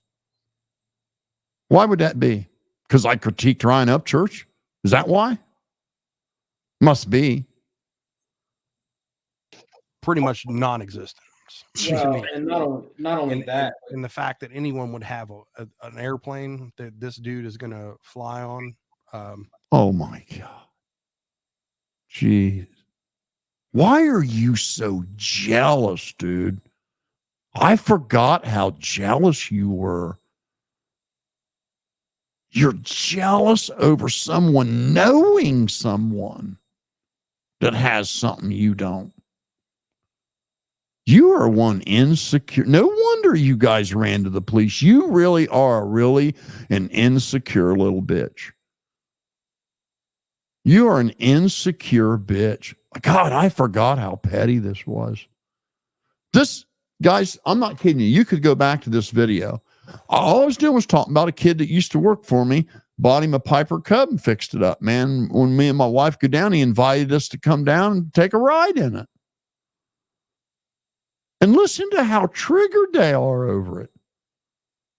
It literally had nothing to do with them. It was just a video I uploaded that didn't have one thing to do with them. And listen to how triggered he is by it. Without paying. I have some. Here, hold on a second. Let's do something real quick.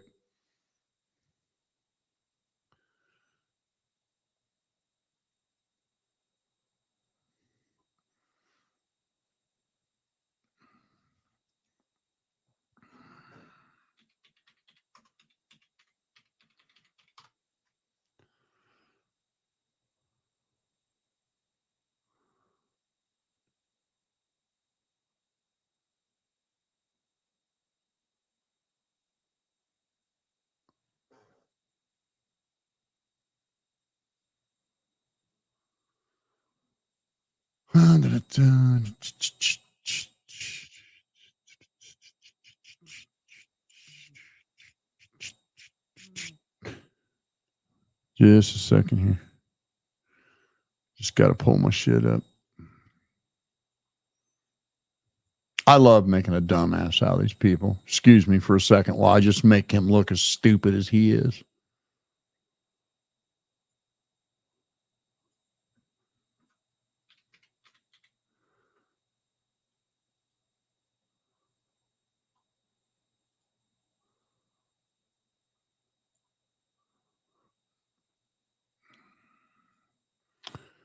Okay.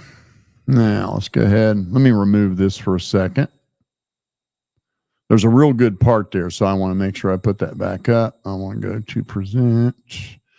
I want to share my screen. And ba-doom, ba-doom, ba-doom. Okay. There's a kid that used to work for me. Let's flip through some more pictures here.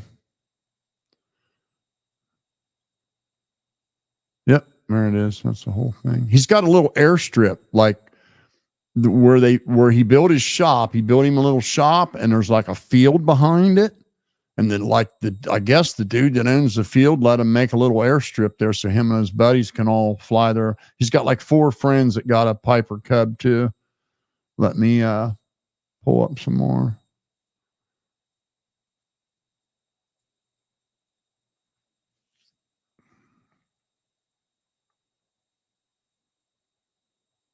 You feel like a dipshit yet, Rusty? Because you sure sound like one, dude.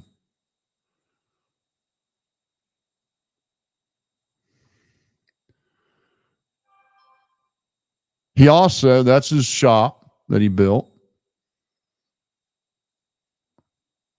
I hired this kid when he knew nothing, and he'll tell you that.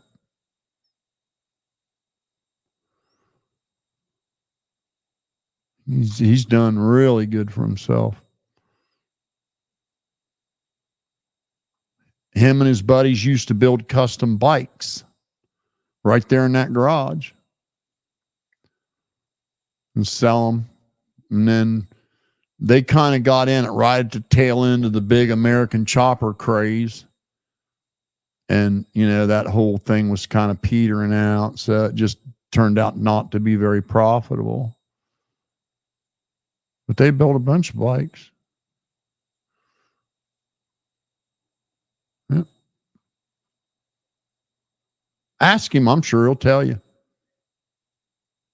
He might even let you take a ride in it, Rusty. I mean, as jealous as you are, as triggered as you are over it,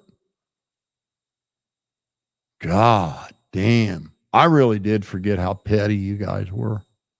Holy God. I remember now making that video saying, you got to hold me in. We're going to go on vacation, take a ride. And you guys are literally wallowing about that on here. That's really fucking petty. I just don't care. I mean, the dude is a known liar. I mean, whatever's said, done, or Also, you fat dick. Just because you refuse to believe something, that doesn't make it a lie. Just because you're jealous of something, so you refuse to believe it, just because you can't one up something, so you refuse to believe, that doesn't make it a lie. It just makes you insecure. And it sounds like your stupid kid's going to be just like you, because he does the same stupid tick when he can't remember his bullshit.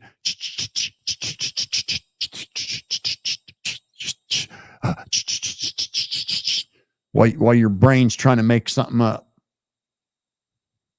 Angus, what do you? I got a parking ticket a couple weeks ago. They're like real people see real people. So it's pretty stupid. I'm just skipping through the timeline because it's a 9-hour video. Just to show, once again, this is another one. We saw one from 8 hours the other day where for 40 minutes they weren't talking about me. This is a 9-hour one where for the first 3 hours they called me a pedophile. And they had multiple other people come on, call me a pedophile. While they advertised a website they made where you could sign a petition saying I was a pedophile to get me kicked off of YouTube because I was a pedophile, right before he said that the children in my home were not safe. Right after he said I was molested by my father, so I molested other kids. But now he wants the courts. Now he wants the courts to shield him from someone doing that in return.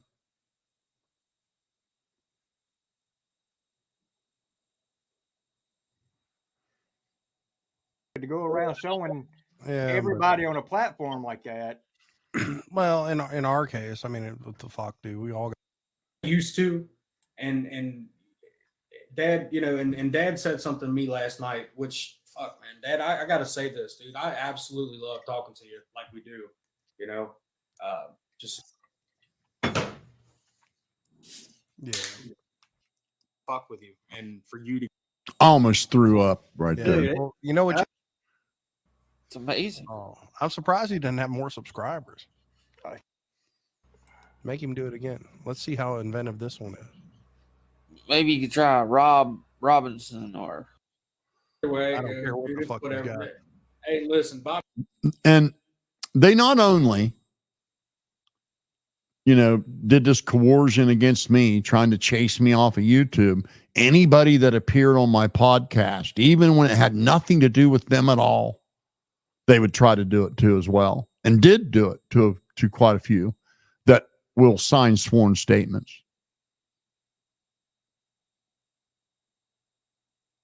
Isn't that so? Bobby Bobbington, his phone be all messing up, so he can't hit that link.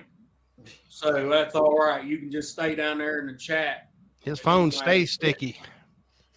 Sticky. It's old Jimmy on one and Candy on the other. There they are again, talking about my wife. She don't even use YouTube. She don't even get on YouTube. She reads books. It doesn't interest her in the slightest bit. She's a sophisticated lady. Yeah. On Johnny Gobble's couch. I just don't know which one would be. Life. No, Payday's a lot more advanced. Yeah. So enough of this. I'll play some more of this another night. I just wanted you guys to see that for 9 fucking hours, once again, that was just nothing but just vulgarness, threats, and pedophile to these poor victims that somebody finally did just a smidgen, just a fucking smidgen of it back to them. Smoking, and we was out in the open. I guess it was still. Being a fan of jelly. You feel like an application. PIs, man. This guy comes on here right here. This one here, he makes a bunch of threats. He calls me a pedophile. Damn. Dodge a wrench, you could dodge a ball. Not nice, man's world. Oh, Talking about? Right on the panel. I'm not monetized. I'm not looking to fucking get rich off of YouTube. I just wanted to expose a motherfucking liar. But I met some awesome people while doing so. oh, that's a lot of fun. Yeah,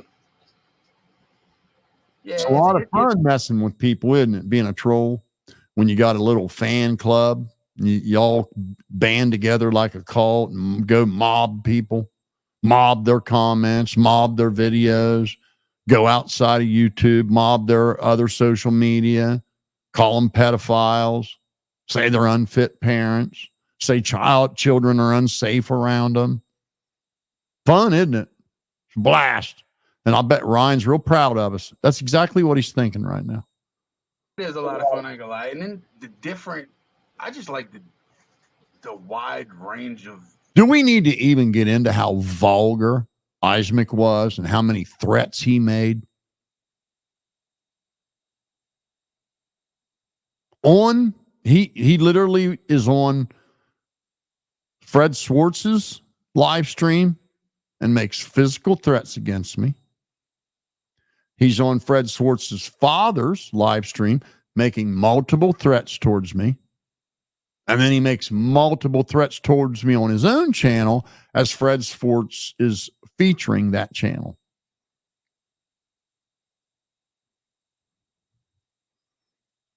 Random shit you're gonna find on a daily basis. Like, I mean, No shortage of that. never. You're gonna find it here. Oh yeah. Literally outside that of picture Circle K smells right like there. you got some spare change. You now, he went over on Zav Girl, and then Now look, right here's their website again. Was www. Use the Wayback Machine if you want to see how they called me a pedophile. www.change.org psychobabble rap. That's where Fred Schwartz and his buddy here that's been on multiple of his live streams, been featured, actually had a feature video Fred Schwartz made for him to promote him. They together created this petition conflating a comedy video and trying to get people to sign a petition that I was a pedophile and I should be removed from YouTube for being a pedophile. After Fred Schwartz's father said that the children in my home were unsafe because I was a pedophile and had anger issues. After he doxed me, after he hovered over my house in a live stream for 10 hours. fucking shit on Zav Girls because he said that she did not recognize or give. Now, what does that have to do with you, Fred Schwartz? My going on some other live stream? How did that affect you in any way? Why are you even talking about it? Well, we know why. Because you're trolls. You're a cult troll. And that's what you do to people. That's your whole existence on YouTube, is bothering people in their real life. I am not the only one you do this to. And those people are going to be happy to put a sworn statement in my hands.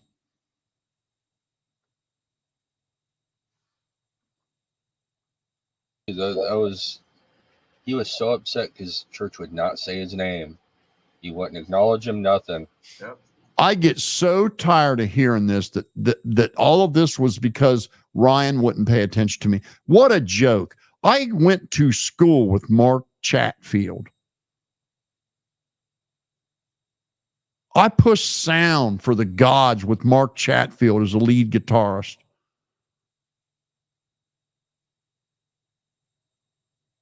I did sound for Dangerous Toys with Mark Hanna multiple times. I did sound for McGuffey Lane for an entire summer and a half. Recorded many, many, many songs of them through my console. No, I never once said I produced their albums. You people and your gross exaggerations. Stephen Reese, the bass player for McGuffey Lane, worked with me at Pipeliner Systems in Columbus, Ohio. There's multiple videos and multiple photographs that happened. And recordings. Sorry it makes you all so jealous. But what does it have to do with you? It's not even any of your fucking business. But you're trolls. And that's what you do, is troll people to try to coerce them off of YouTube because Ryan Upchurch.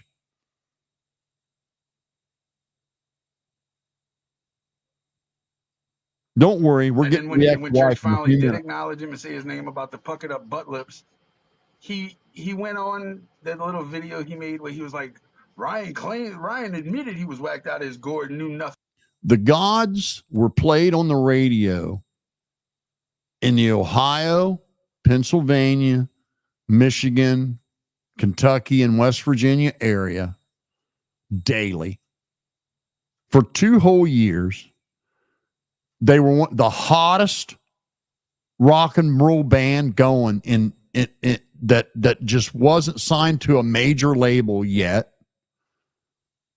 And Mark Chatfield is one of the best shredders, one of the most talented guitarists there is. Trust me, if I was awestruck, it'd be by somebody like that.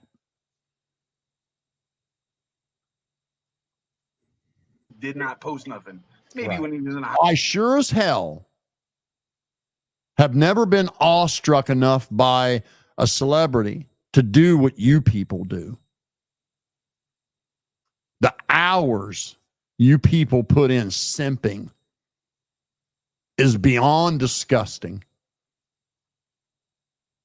hospital, not paying his child support. So there you go. Now, there he is. I chopped that out just to let you know. I just let the tail end of it be there. He, in this 9-hour live stream, he goes on to talk about my time in the hospital, talk about my child support like it's his fucking business, after Fred Schwartz's father and Fred Schwartz encouraged my ex-wife to come on that I hadn't spoke to in 20 years and lie about it. But they're victims. Let's not forget that they're victims.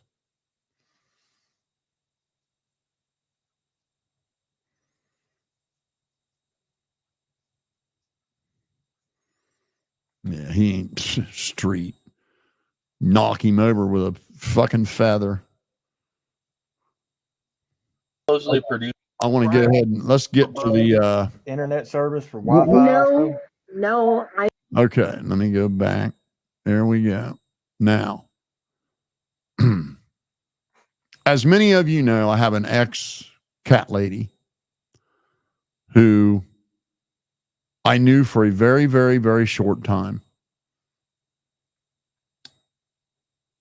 I admittedly was at a weak time in my life. I'd just gotten divorced, and long story about that. But my first wife suffered a brain aneurysm, was pretty much incoherent for about a year.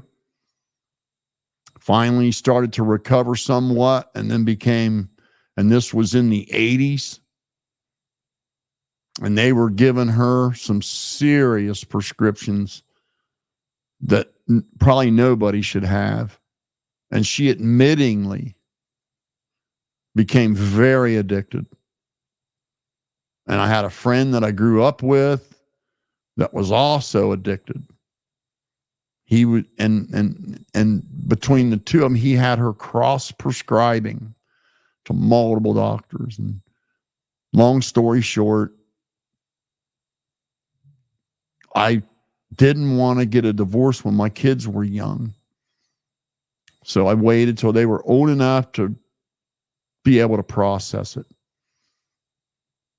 And after multiple attempts to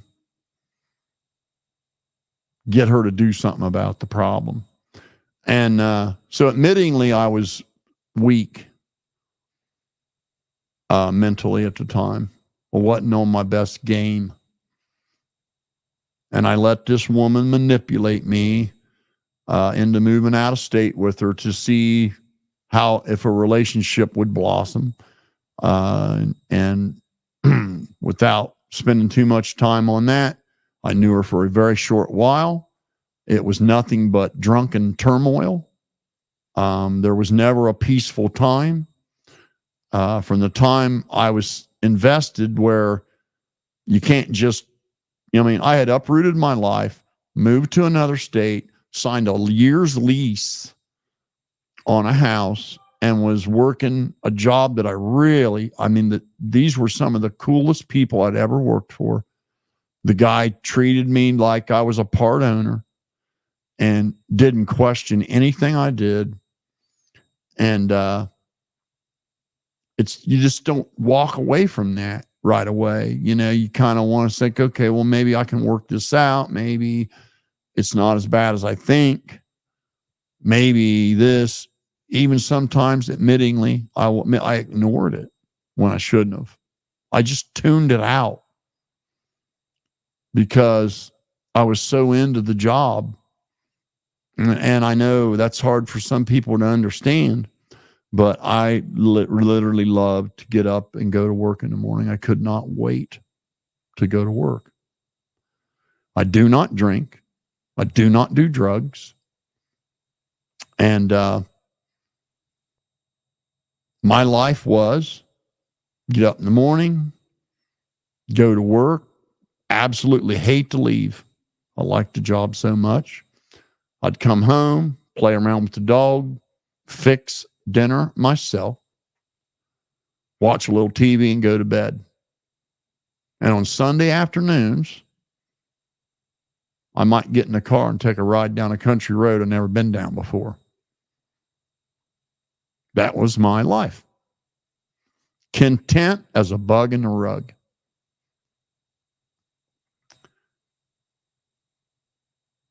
As I said before, my father had a run of alcoholism in my early teen years. When he quit drinking, we had a great relationship after that, but for a while, he was an alcoholic, and I just couldn't stand alcohol. I'm not anti-drink. I don't care. I'm not saying I never, ever drank. I was not a drinker. There's a difference. Sure, I drank. Like if I went to a party, I'd have 4 or 5 beers maybe. That might happen 3 times a year. But I wasn't a drinker. Yes, I would consume a beer. Yes, I would consume 3 beers. I wasn't a drinker. In my life, I have never brought a beer home to drink. Ever. That's how much of a drinker I am. Unbeknownst to me, she was an alcoholic, and a pretty severe one that hid it from me. When I was first met her, when I first agreed to move with her, when I first got there, I had absolutely no idea on this earth she was an alcoholic. And it took about 4 months for that to really start to show, to the point where it was just such a predictable pattern. Either she went to the bar after work with her coworkers, or if she did come home, she'd be soused by 10 o'clock. And it was like you could literally set your watch to the pattern. Okay. Devil before daylight in the morning. Cut your fucking head off for saying good morning. I have a feeling she was drinking on her way to work to get out of the shitty mood, to quell the hangover. Can't say for sure, but I believe that's what led to her termination there. But if she wasn't at the bar after work, she'd be home by 10 o'clock. She'd be soused, and it would be conversationalist, in a good mood. Then it would become jolly tipsy. Then it will become belligerent drunk. And then you better fucking walk on eggshells. Because if you say the wrong fucking thing, your night is going to be a living fucking hell. Because once she started, she would not stop until she got a reaction. And then the minute she would get a reaction, she would either take it to the next level or become a victim. Your typical predictable drunk. I know every one of you knows somebody like that.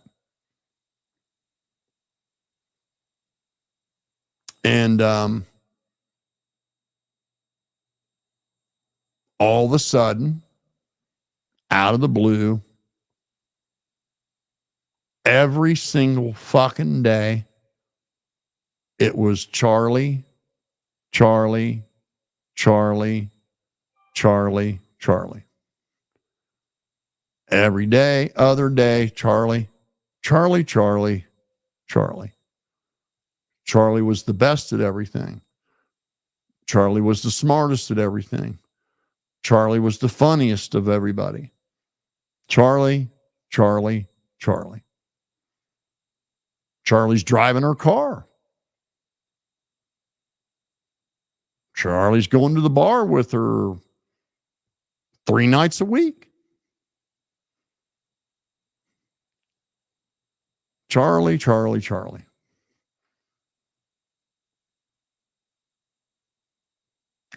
I don't know if you've ever had sex with someone that's drunk, but it sucks. It just fucking sucks. And especially when you're sober. So it's safe to say there wasn't much sex, because I tried it once to have sex with her when she was drunk, and it was just a fucking shitty experience. And so I didn't even try anymore. Understand, this is a new relationship. We should be fucking like dogs. And I just wasn't into having sex with a drunk. I don't know if you've done it, but it believe me, it's a chore. It's a bad experience all the way around. So she would have these drunken spells where some stupid, insignificant bullshit would just fucking set her off. Like just the most insignificant fucking thing. Okay, I'll give you an example. Since I was 16 years old, I've had a revolving Snap-on tool account that I still have today.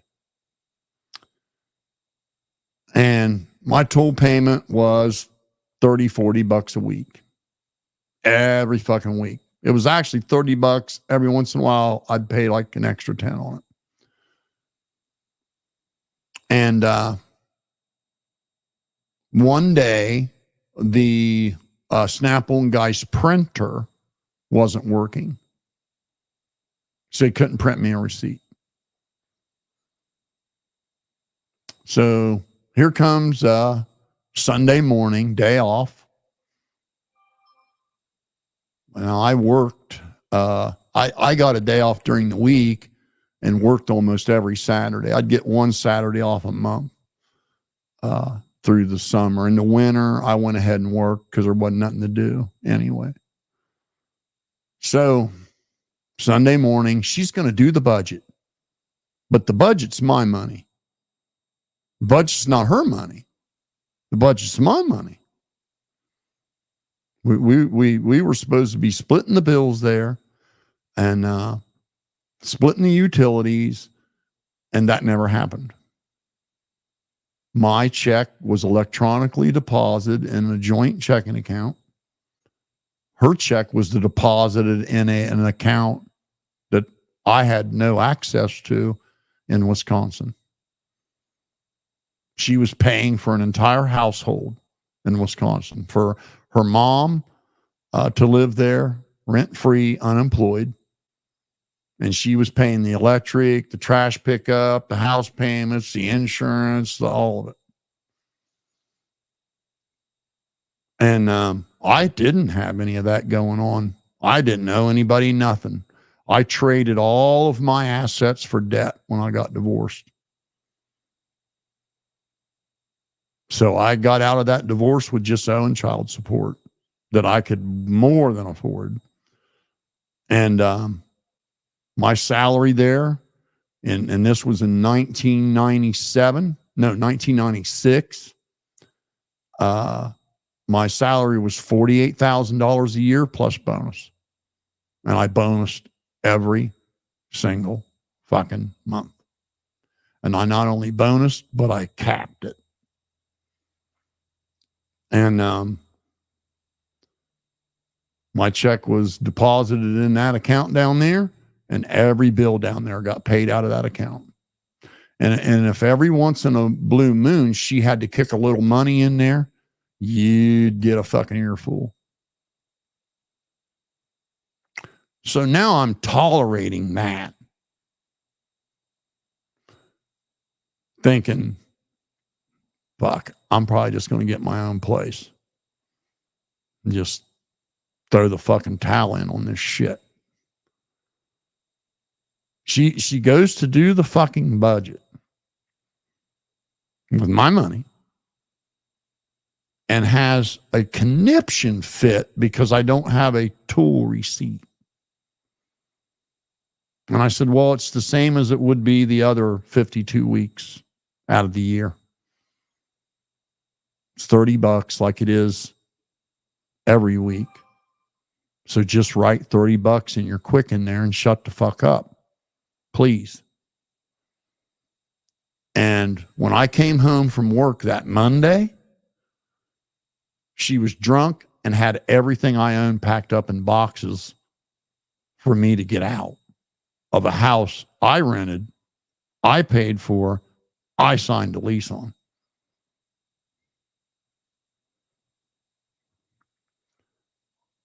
And when she realized that wasn't going to work, she left. And she was gone for, this was over a missing fucking Snap-on tool receipt. And you know, I later found out that is something cheaters do, is they create fights so they have a reason to be gone all day and not talk to you. I later found out that that's a common practice among people that cheat. So anyway, because I thought to myself, why would anybody be so mad about something they already know how much it is? It's $30. What's the big fucking deal? So it was really strange to have that type of reaction. So she's gone for like 3 weeks and said, oh, I stayed with a friend. Well, she don't know nobody down there. We've been there about 5 months. Who the fuck you got a friend to let you come live with her? Well, she stayed with Charlie. She stayed at Charlie's place. I never confronted her about it. She didn't know I knew, but I knew. And I thought, well, fuck, okay. I got a lease on this place now for a year. My fucking name's on it.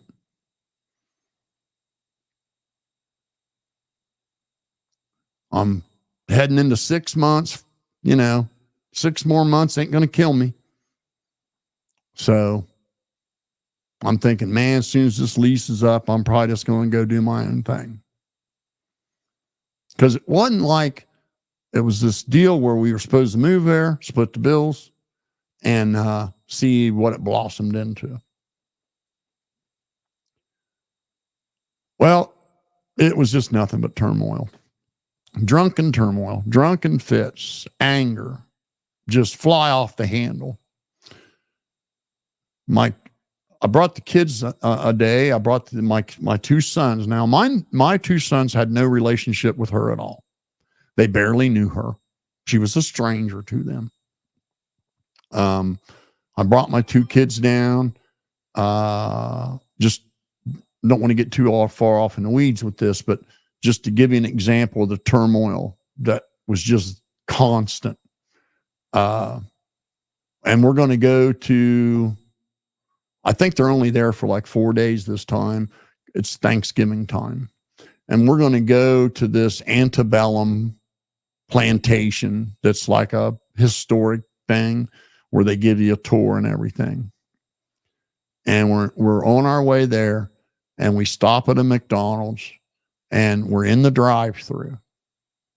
And she gets out of the car to go to the bathroom.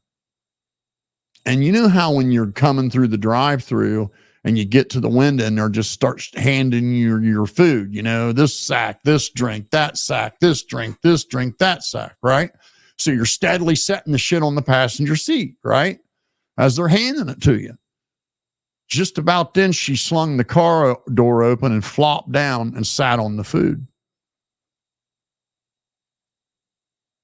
And literally through the most embarrassing public display I've ever seen.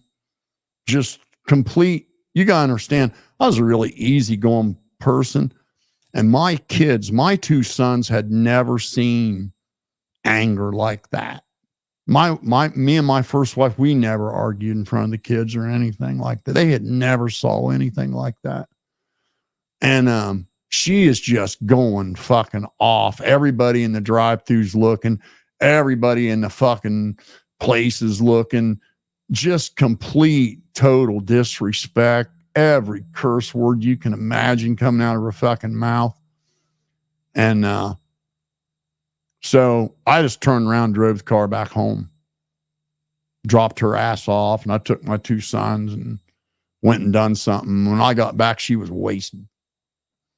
So that's the turmoil I'm talking about. That was just one day. There was turmoil almost every day. So I wasn't having sex with her much at all. Not much at all. And I can tell you that I never had unprotected sex with her. Not ever.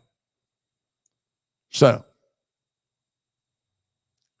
she tells me she's got to work a Saturday, and hey, you're not going to be able to call me.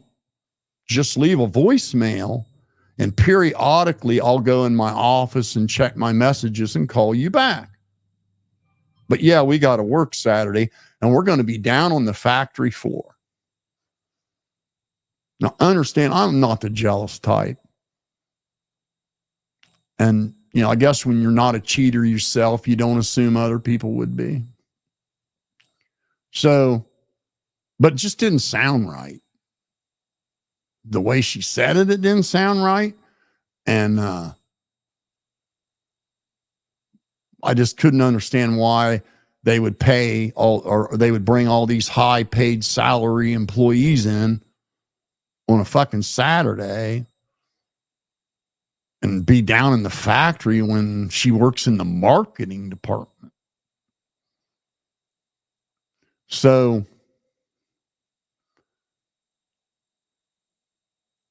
I put that to the test. I did make a call. And about an hour and a half later, she called me back. Oh, just come in to check the messages. Yeah, calling you back. Okay. Well, you got to understand, Charlie lived in the hotel across the street and down about 800 yards. So straight across the street from the factory, 800 yards down the street is a hotel with a bar. That's where this company's putting Charlie up. So the next day, I say to her, because I'm clever this way, as Crack Squad has learned. I play chess. They play checkers. I said to her, hey, I saw your car sitting at the bar there at the hotel.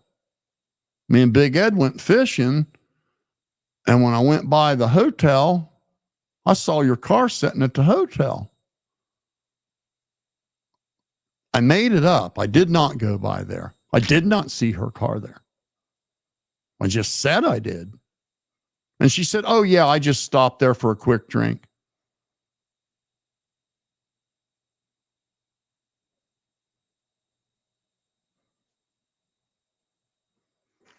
So at this point, I'm pretty certain she's already left and stayed with him.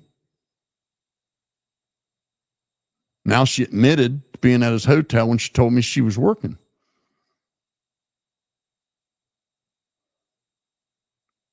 So more turmoil, more turmoil, more turmoil. Then her daughter shows up pregnant. Now, some of you know,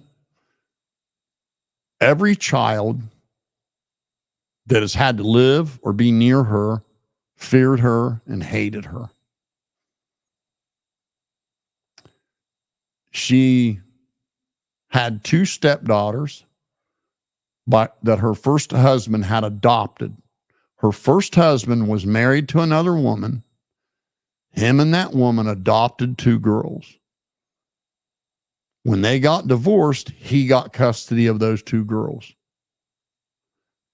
She started dating him. He was like 35, 40 years her senior.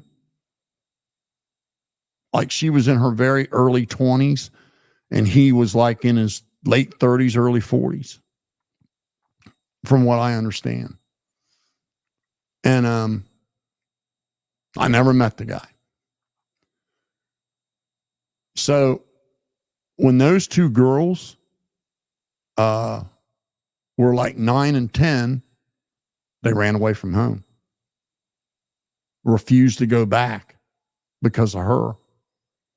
And they ended up in CPS over it for a while. Then they ran away again when they were 14. And then he divorced her. Her own daughter ran away at 12 and lived with a grown-ass man, and her nor her mother got the police involved. They knew where she was at, and they just sort of let it be because she might run away again. They were enablers. So this daughter now shows up in Mississippi, pregnant, 16. This is the first time her mom's laid eyes on her since she was 12. And that's no shit. Had not laid eyes on the child since she was 12. She's 16 and pregnant now. She was just a tyrant, to say the least. Just was very rebellious, very mouthy, very disrespectful. everything you can imagine. And as I told you before, I came home from work one day. There's some dude from the internet in there railing her. And Cracksqaud, the legal age of consent in Mississippi is 16 years old.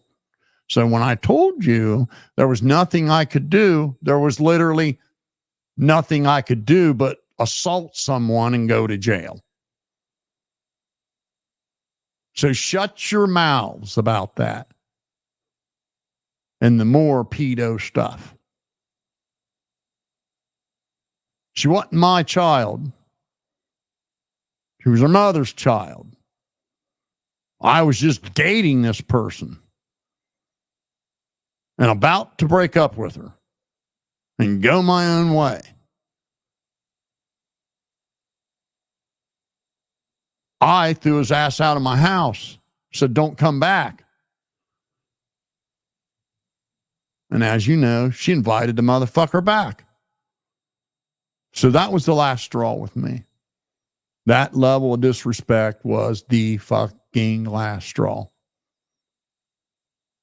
There was a whole lot of other shit that went on. That's just a highlight.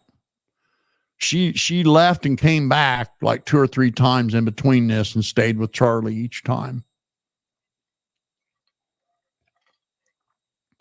Didn't you, Cheryl?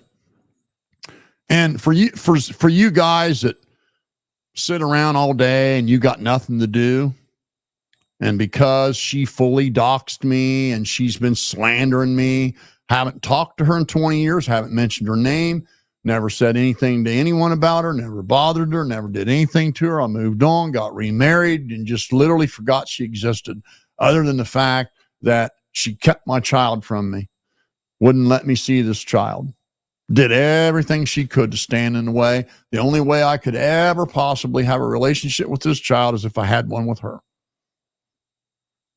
So, where was I?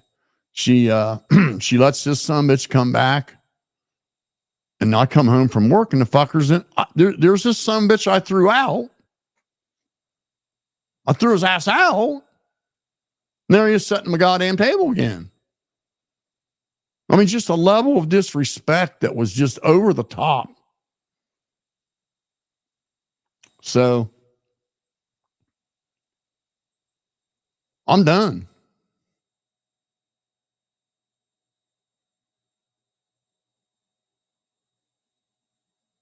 About 3 days later, she tells me she's pregnant.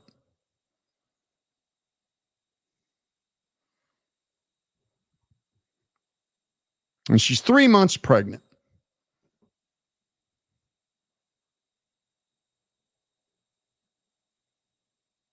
And that was the month she stayed at Charlie's place.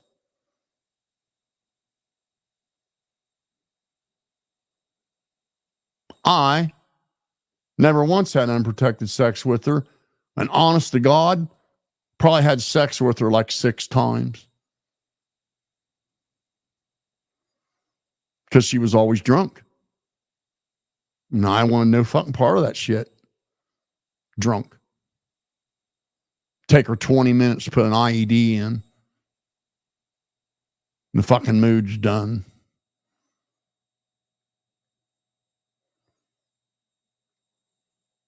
So, now what?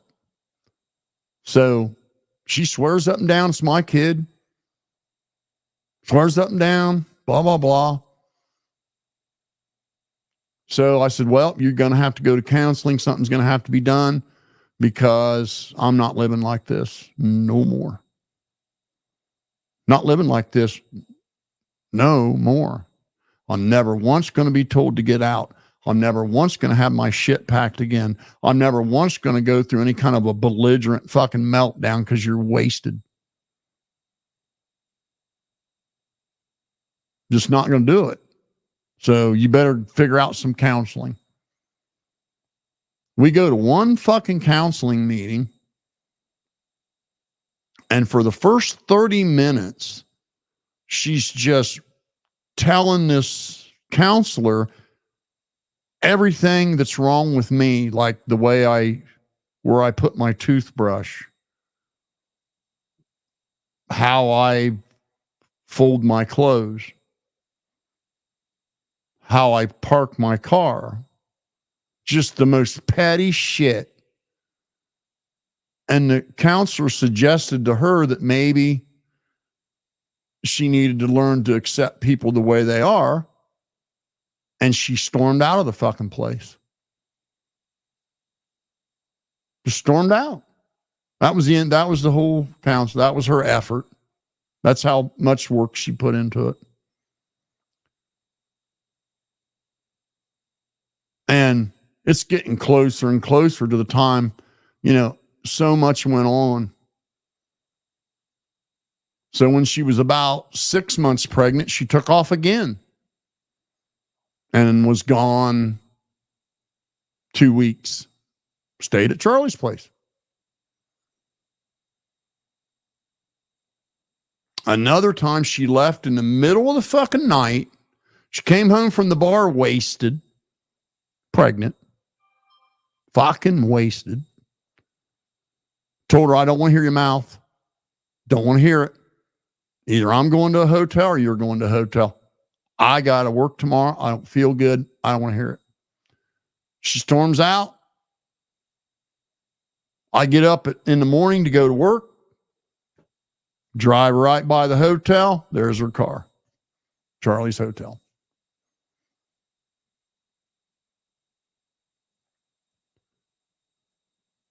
Kids born, and like a dumbass, I married her a week later so he could have my name. The whole fucking time, a voice inside my head was saying, don't do it, don't do it, don't do it, don't do it, don't do it. And I wish the fuck I'd have listened. So I marry her stupid ass. She's supposed to quit the drinking. She's got the kid now. Things will be different. It was this repeated nonsense. So let me let you listen to this for a minute and then we'll move on. Time, man. She'll get it straightened out. Yeah, it keeps going out. I don't know why. Are you in a... This is, Fred Schwartz, the innocent victim that never did anything to me. His father never did anything to me. Maybe a bad spot for internet service, for Wi-Fi? No, I'm exactly where I'm always at. Okay. I just wanted to say to all of you, keep doing the good work you're doing.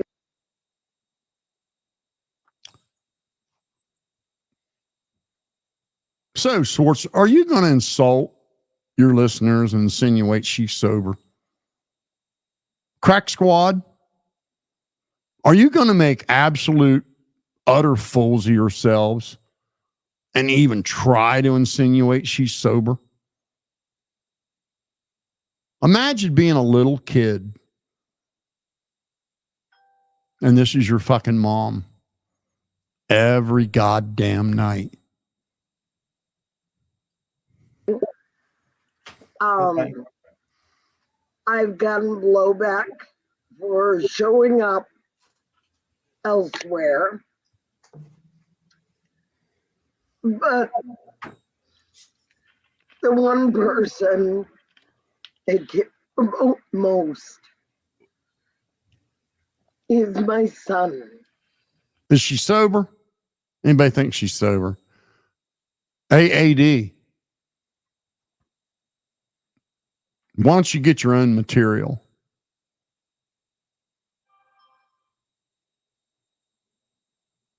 Get your own material and stop stealing other people's content.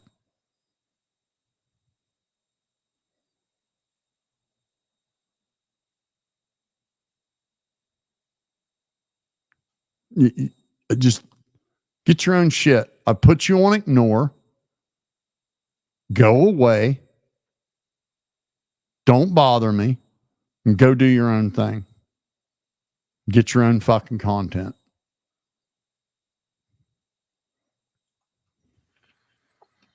And just let you all know,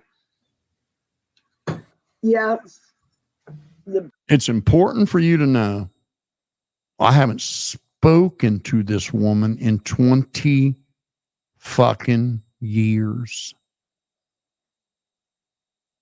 Been remarried for 22 years. Only knew her, was involved in her life for 18 months total. Only lived under the same roof with her for 9 months.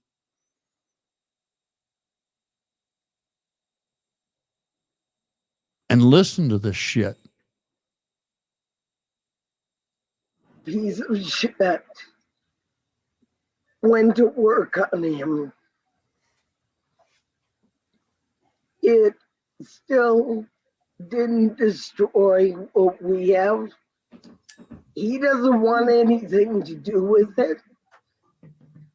He got long. And what she's whining about is during a conversation, I'd been having many conversations with him and for quite a while. And he had said something to me, you know, about me abandoning him. And I knew that come from his mom. And I said, what do you mean abandon? Your mom took you and ran off to another state with you. I literally uprooted my life, moved to that state, rented a fucking apartment, and tried every way I could. And she wouldn't have it. Let's move on. Disgusting messages apparently about me. And I have my own health issues. Drunk. Well, I don't want him targeted. right. I can understand that. And I didn't realize who you were. Do you know how sleazy you got to be? Do you know how sleazy you got to be to simp for Ryan Upchurch so heavily that you're willing to manipulate a drunk woman to come on the internet and expose herself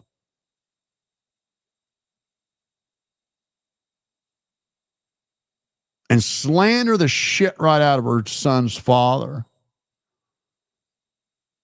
You got to be like simp level 50.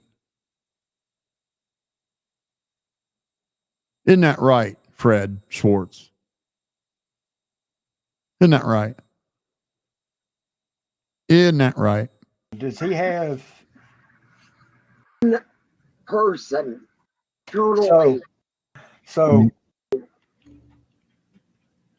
let me get back where I was. Sorry. Did every so I can take it. Son from somebody. Other individual, and it takes. Now, I, in a video, talked about my life experience, which I have every right in this world to tell my story. Because trust me, if you think this woman right here hadn't told anybody that will listen her version, you're out of your mind. She's told anybody that'll fucking listen too many times to the point they quit talking to her because they were tired of hearing it. And we'll get into that. I mean, everybody in my family that had a relationship with her had to stop talking to her because all she wanted to do was whine about me. And they just got tired of it. It's just like, Jesus Christ, lady, every time you get 6 beers in you, you repeat yourself. And to hear her version, she sat around reading the Bible all day. And I just was some big mean ogre when I was the one that didn't drink. Never heard my speech slurring one time. I don't think I've only been that drunk maybe 3 times in my whole life.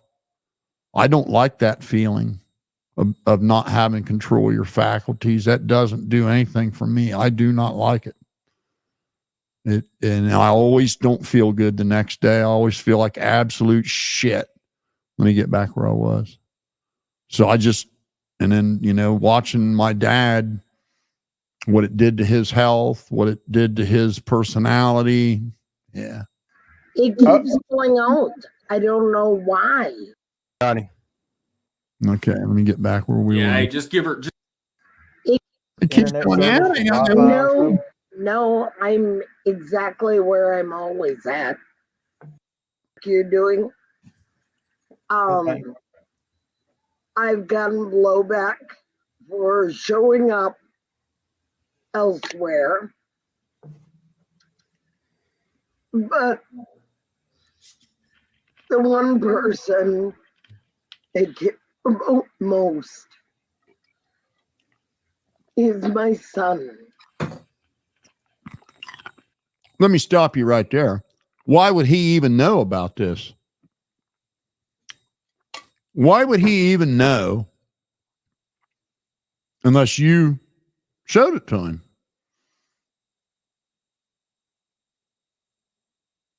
Everybody, Cheryl, so for those you people got shit that don't have nothing to do, and you feel like Crack Squad deserves the same shit they do to people, because every one of them are going to be, I'm going to do to every one of them what they've done to me. The days come, and that's where this is going to go. And we'll just start with her. Okay. Cheryl L.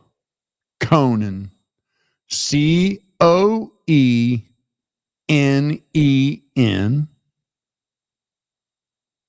64 years old,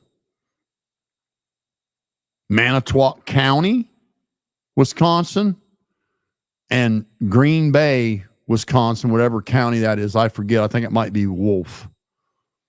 To have at it if you think this woman's a saint, because did far from it. Other name, Markowski, Cheryl L. Markowski, 64 years old, Manitowoc County, Wisconsin, and whatever county in Green Bay. How's it feel? How's it feel, Cheryl? How you like that? That nice? And just let you all know, yes, the piece of shit went to work on him. Because he found out I didn't abandon him. He found out that you took him, ran to another state, and then refused to let me see him. Yeah, I sure did a number, huh? No, you did a number on him.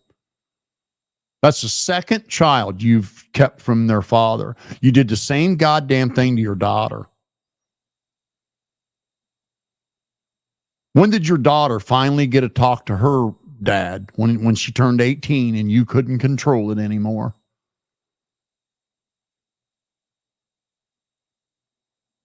Still didn't destroy what we have. He doesn't want anything to do with it. He got long, disgusting messages apparently about me. No, you got the truth for once. And I have my own health issues.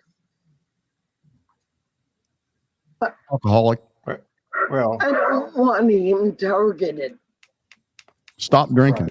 I can understand that. And I didn't realize who you were when you first popped up. I think I do now. Let me say this: anytime you want to come on this channel and talk about anything, it don't necessarily. For those of that are of interest, that is Frederick Schwartz up in the right-hand corner. Have to be the one thing that we've always talked about. You're more than welcome. I'm sorry that your son's gotten blowback.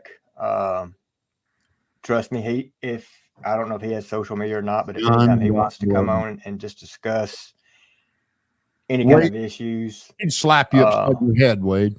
He's more than welcome on this channel.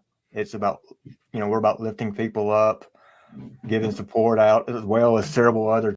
Can you listen to this? We're about lifting people up, as long as they don't say nothing about our cult leader.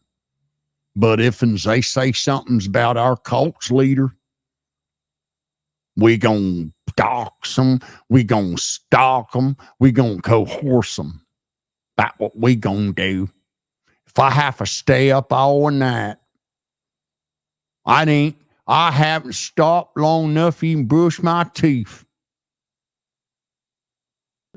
Channels, and I will be more than glad to give them, name them channels off to them as well as you. So yes, ma'am, there will be, as far as I'm concerned, and the people that are part of my channel, you won't get that from. I'm not saying you won't get any blowback. Somebody may be watching or so, but I will definitely help you however I can. Now, everybody that was there when this went down knows I didn't do anything to her. I just said, still drunk. That's it. Didn't do nothing else. Took the high road because I wasn't going to say a bunch of bad shit about a kid's mother, especially when I know she had him listening to it like an irresponsible idiot. And so I took the high road. Didn't do anything. Just let it go. Critiqued Ryan Upchurch some more. And everybody that subscribes to this channel knows that to be true. Cheryl, Conan, Cheryl, Markowski. Everybody that subscribes to this channel knows that to be the truth. But what did I get in return for taking the high road? Well, I find out a full year later, you're sucking Rich Newbuck's fat nuts.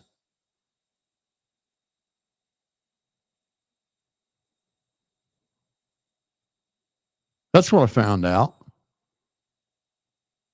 So guess what?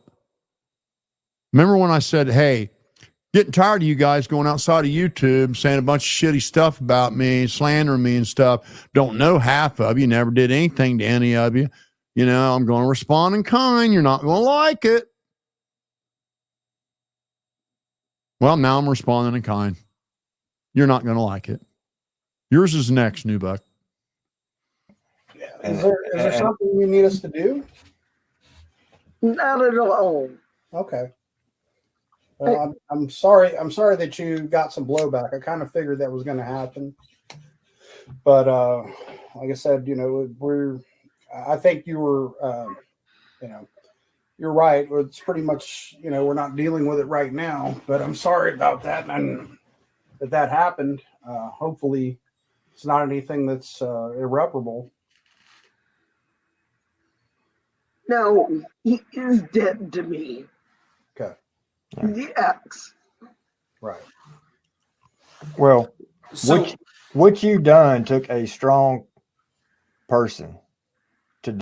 Takes a strong person to slander your ex. No, it takes a weak person to do that. Takes a strong person to badmouth your son's father. No, it takes a really weak, drunk person to do that, Wade. That's why you don't have a relationship with your son. That's why he wants to kick you out of his fucking trailer. To be able to go on and discuss your history. And so I cannot down any person, whether it be a man, woman, child, for ever doing that. That takes a strong-willed and strong-minded person to do that. And I highly commend you for doing that. And in in a story like that, unfortunately, there's good and bad, and there's a good person and a bad person. Did you miss the part where I said, yeah, I've drank before? I didn't have a drunk in public ever. What the fuck are you talking about? I had a DUI in 1980 something. Like 83 or 4 or some shit, coming home from a friend's bachelor party. And I wasn't even drunk. I was just a tiny bit. Like, I think I did pass all the motor skills, but I like blew over the breathalyzer by like 1 point. And I just pled guilty to get it over with. There was never any drunk in public, you fucking ridiculous fool. Why do you guys grossly exaggerate shit?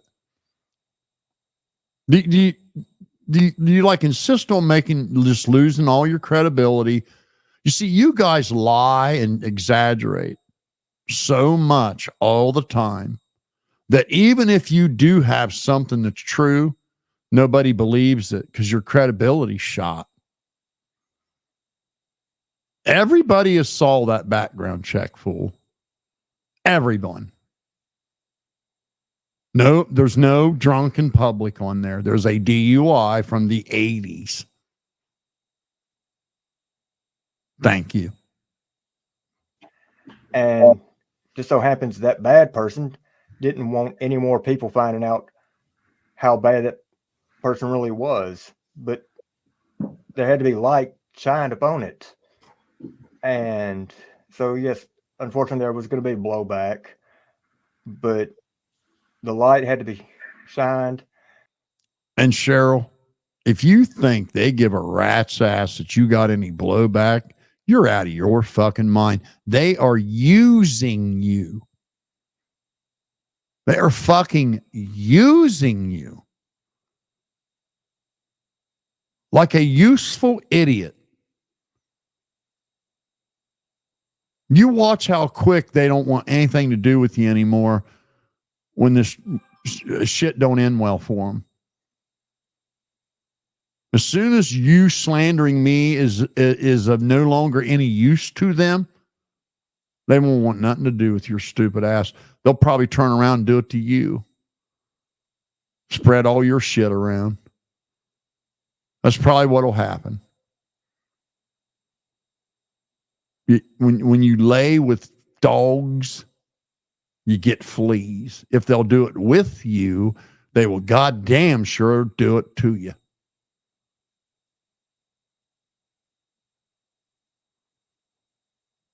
Watch them all start eating each other pretty soon.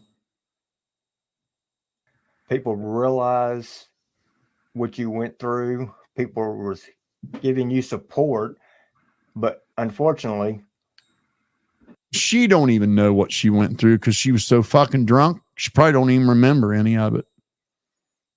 People were also attacking you because some people still support the other individual. And it takes a weak person to go after you with everything you've went through. And I guarantee you're getting more support, and you may not know it, but there's more people supporting you than there are that are wanting to attack you. I would agree. Absolutely. Well, I wanted to ask, damn Yankee, I wanted to ask, was it you that was getting pushback, or was it your son from somebody? Well, it was my son just getting fed just a boatload of what? Jesus Christ. rice. As far as me, I can take it because as much as Now you fuckers tell me again she wasn't drunk.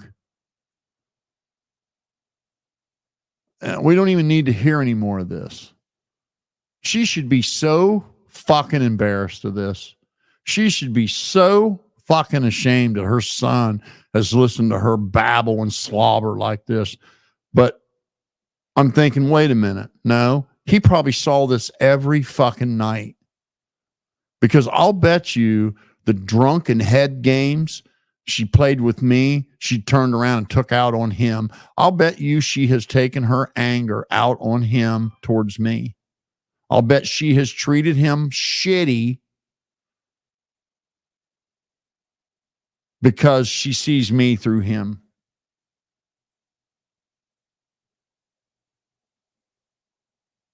That's what I bet. Because we already know. Now, the reason why I just played this small part, just to show you, she's a fucking drunk. Poor child. She drank while she was pregnant. She got really smashed drunk while she was pregnant. When I got on her ass about it, she started hiding the alcohol.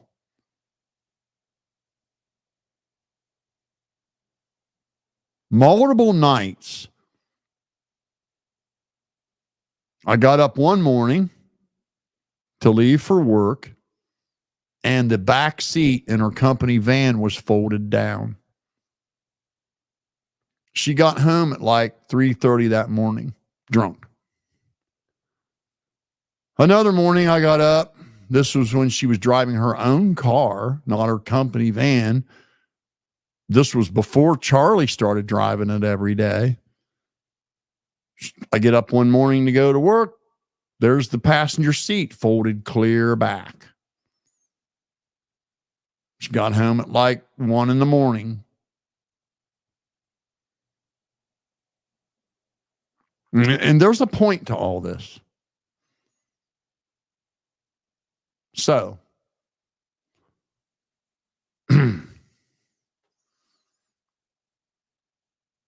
she comes home, tells me she's fired. And I knew she was going to get fired because she was coming home every single day. You know, she would leave for work in the morning and have a fucking massive hangover. And she would get up and just be like slamming cupboard doors and slamming the dishwasher and slamming the refrigerator door and slamming the bathroom door, you know, before she'd leave for work. And I thought, man, if she's going to work all fucking ragged out like that, it's just a matter of time before they're going to shit can her, man.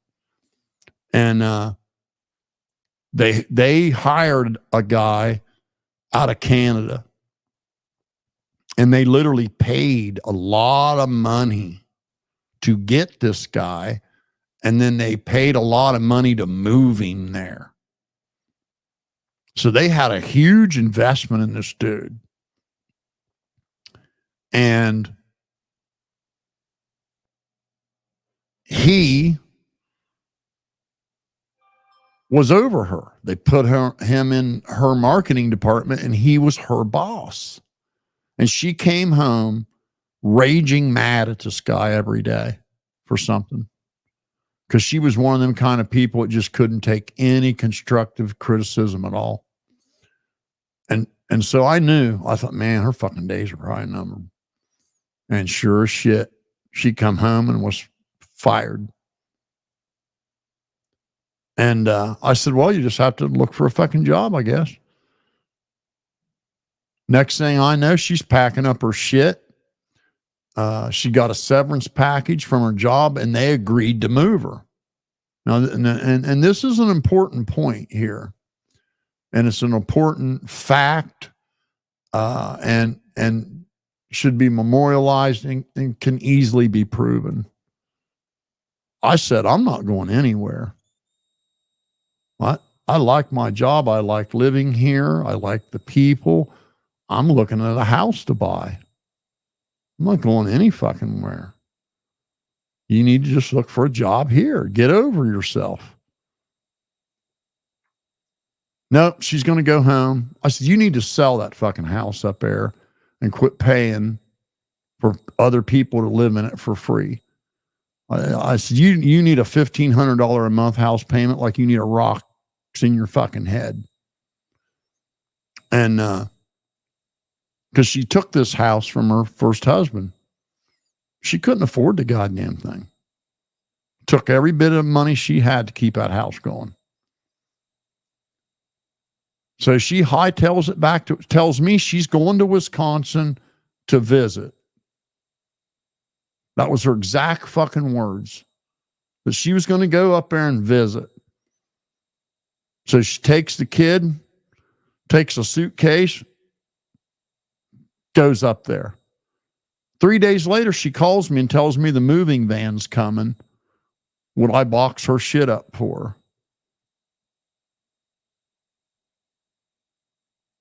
And I was so motherfucking tempted to just turn the key into that place, pack my shit up, leave, and just turn the key in and leave her shit sitting there.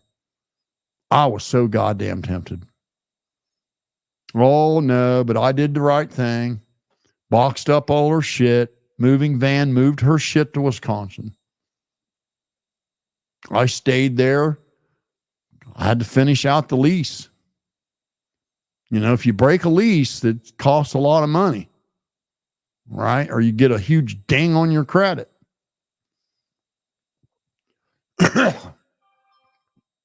So I'm thinking, man, I don't want this shit, man. I don't want, this kid, and I have this kid that, I don't get to see, and, be paying child support for another child and another fucking broken marriage. And I mean, I kept thinking, man, I got to just try to fix this somehow. So against everything in my fucking soul, I told them people I was working for, I would train another manager for them, but I was moving. And that fucking man begged me to stay there. He literally offered to buy me a house and I would just pay him the payments, not even have to dick with financing or interest or anything, if I would stay. And because it was the first time in his life that he could actually enjoy his life and not be married to these shops he owned. And against my better judgment, I said, nope, got to do the right thing. Got to go try to fix this. And I go up there to Wisconsin. And she, again, a moving company moved her. And she, instead of using the severance money, she was living off the severance money because she didn't have a job. And instead of using the severance money to pay the movers, which was $5,800, she put it on a fucking Discover card. Then she goes and buys her daughter a car and puts it on a credit card. It was like $3,300 for this little Pontiac Sunfire. And she put it on a fucking credit card. So there's almost 10 grand in credit card debt. In addition to this fucking house she can't not afford without two incomes. She can't afford it. Why she fought her first husband for it and took it's a mystery to me. Because she could not afford that house. And fuck, the taxes on it was more than I would have wanted to pay. So I wasn't there 3 weeks. Supposed to be working things out, supposed to be getting this fixed. Got a kid to raise here, got to do the right thing. And she's hitting the bar every fucking night. And I mean, she's in her hometown now. She's on her old stomping grounds. Now, I don't know anybody. I had a job before I ever got there. I already had a job before I ever got there. And no, it wasn't as a service writer. It was as the service manager over a Cadillac dealership. $52,000 a year salary.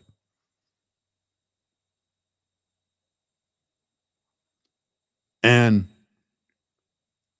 she's hitting the bar every fucking night. I mean, it's worse than it was in Mississippi. And the drunken turmoils, just a couple nights a week, it's something. Couple nights a week, it's something. And I told you guys all, you know, she fucking went behind. I wasn't even going to try to bring my kids up there in the middle of it because I went and rented me an apartment. When I saw nothing had changed, I went and rented me an apartment. And I said, okay, I'm going to just try to, you know, keep a relationship with the kid and then try to get my footing here and figure out what I'm going to do. Am I going to stay here? Am I going to go back home? I got 2 kids in Ohio that need me just as bad as this kid needs me.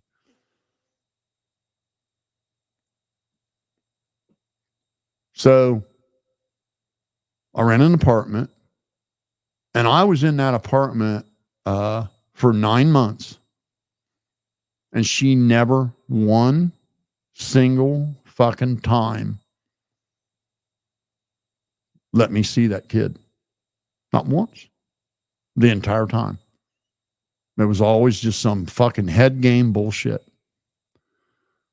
And I forgot to tell you, the reason I went and got the apartment, let me back up a minute. There was a reason why I went and got the apartment. She comes home drunk as fuck, so wasted that she pissed herself. And I mean, she is just absolutely fucking fried. And she's got the baby in the car. And he ain't even strapped in. He's just laying across the fucking back seat. And I mean, she was fucking wasted driving home like that. And buddy, there was a hell of a fight over that. Not physical, but just a hell of an argument about it. And I went and rented the apartment. That was just, no, fuck no, I'm not doing this. We're not doing this again. So for 9 months, she never once, I never got to see him. She never made an attempt to come by there and say, kiss my ass, nothing. In the middle of this, she all of a sudden decides she's going to go behind my back and have my kids come up for their summer visit because I had canceled it. Because I'm in an apartment. I got to work all day. I'm not going to have my, 2 sons here by themselves, or just right now, they don't need to be in this. Goes behind my back, does it anyway. You guys heard my son. And let me tell you, I've got my other son made a nice statement as well. And I don't know if I want to be cruel enough to play his, because she did some really awful stuff to him. And he is very resentful over what she did to him. You understand, my kids did not have a relationship with her. She was mean to them. She was very fucking mean to them. They were weapons to her. They were manipulation chess pieces. And she goes behind my back, brings those kids up there, and they were not there one day. And you heard my son tell you. She had an absolute conniption fit because I came over to the house from my apartment, and she starts just going off that I didn't bring milk with me, of all fucking things. I don't live there. How the fuck would I know you're out of milk? in front of my sons again. And you need to understand, my sons had never seen this shit. They'd never been around this kind of nonsense, ever. Never saw anger or fighting or anything. And my oldest son, it scared him so bad he took off on his bicycle in a strange town he'd never been to before. Didn't know where he was at, and took off. And it was like almost dark. It was like 7:30 p.m. And so I get my other son, she's chucking their shit out in the driveway, their luggage, throwing it. Fucking clothes are going everywhere. Fucking shoes are going everywhere. And she'd open the door, throw something out, and then slam the door. And then she'd open the door and throw something else out and slam the door. Mind you, they just got there. Just fucking got there. So he takes off on his bicycle. I finally get my other son's shoes. He was barefoot. Got him some shoes. And I'm fixing to leave. Get the fuck out of there and go find my other son. And she comes running out the driveway and busts her ass. Scratched both elbows up. And literally called 911 and put on this big dramatic act. I'm scared. He's hurting me. He's trying to hurt me. Please hurry. Someone come fast. Because she knew if I pulled out of that driveway, I wasn't coming back. And she's trying to get the keys for the truck. So I get out of there. I go back to my apartment and I'm in bed asleep. And the police knock on the door and arrest me with my two sons there. So then she uses that to get my sons because she knows they got nowhere to go. And they're just little kids. They can be manipulated very easily. So I bail out the next morning with a goddamn domestic violence charge now. And my two sons are at her house.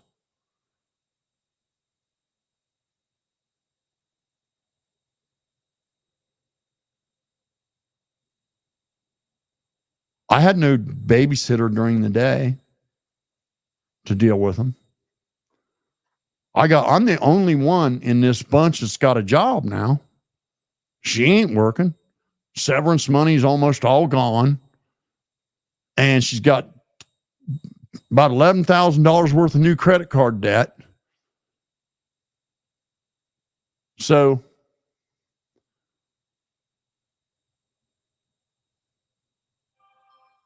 next thing I know, my son shows up at work. My youngest son. He was fucking 8 years old. And he shows up at my job in a strange town where he don't know where he's at. And it's 2 miles from the fucking house. And he says, you got to come, Dad. Her and Jimmy got in a fight. I don't know what happened. You got to come. So I leave work.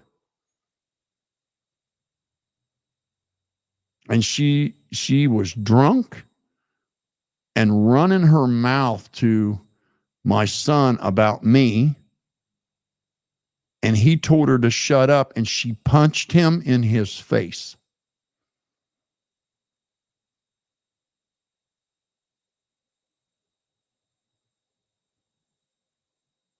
She literally punched him in his face.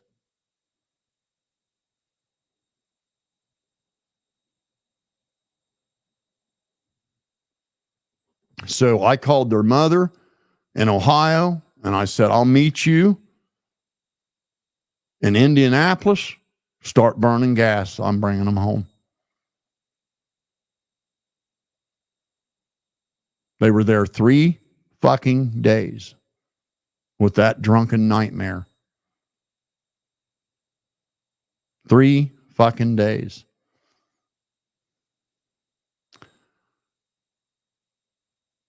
So about another 2 months goes by, and she wants to try to work things out.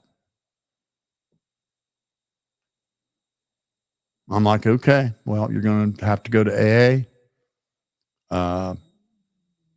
Going to have to go to counseling. I'm not taking it at your word anymore. And it appeared as though she was going to do that. Because you understand, I didn't want to be divorced again. I didn't want to have a child that wasn't going to know me. I didn't want to be paying another round of child support when I'm already paying my first wife. And I just don't want all this. The best case scenario is fix it. And I'm thinking, when she's sober, she is an okay person.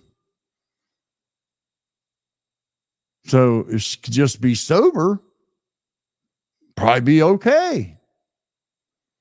So she convinces me to give up my apartment and move back in. And I told her, I said, let me tell you, if I turn in the key to this apartment, and you need to understand, every time this woman got mad, the end was extreme. It was somebody had to move out. There wasn't no have an argument, agree to disagree, and go to bed. It was she had to win. She had to have the last word no matter what, at any cost.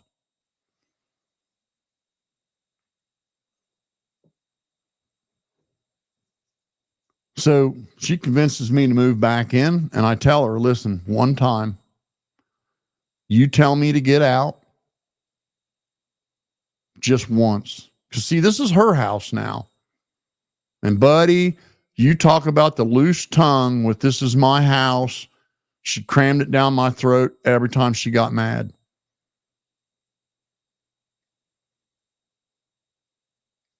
And I told her, so you tell me to get out even once, I'm going to leave and I'm not coming back. I just want you to know that. So you tread lightly, because I will not rent another apartment here. I won't go to another fucking counseling meeting. I will go home. And I mean it. The first night I'm back there, I haven't had sex for 9 months.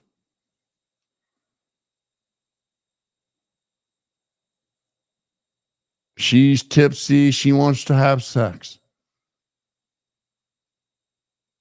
She can't find her IED. And I'm thinking she's just tipsy. And then as she's starting to get angry and starting to slam stuff, I'm thinking she's fucking drunk. Oh, no. She can't find her IED. She can't find her IED. She can't find it. She starts accusing me of having it. I'm like, what the fuck are you talking about? What would I do with it? Guess where it was at? The bitch had it in. That's where it was. Well, one, how you so fucking drunk? You don't know you got an IED in. And two, why you got an IED in when your fucking husband's been across town in an apartment?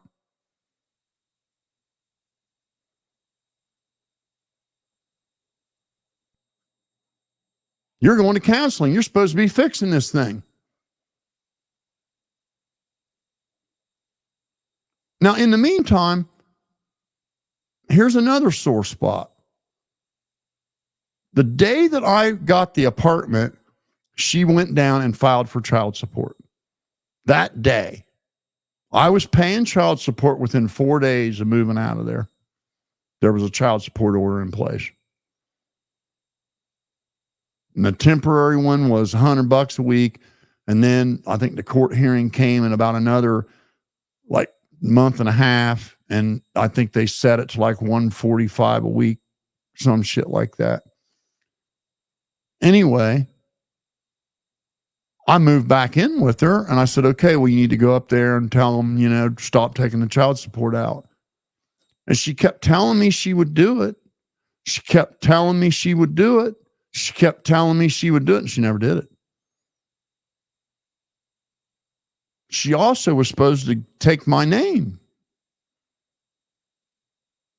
She never did that either. So I'm living there as her husband. They're taking child support out on me, and she's not even taking my name. She can't find her IED. She's got it in.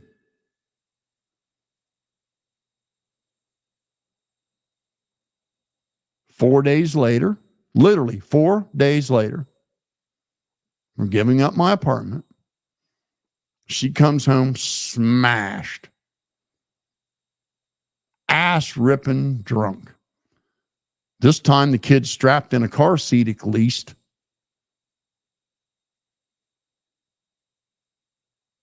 She comes in the house. She goes emptying her pockets, throwing stuff on the counter. She pulls out a fucking business card. And it's got a dude's phone number on it that's a piano tuner and piano teacher.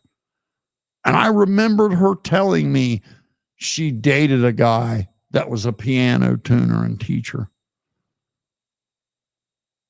when I first met her. You dated this guy on and off all through high school and shit. And then dated him for a little while right after she got divorced.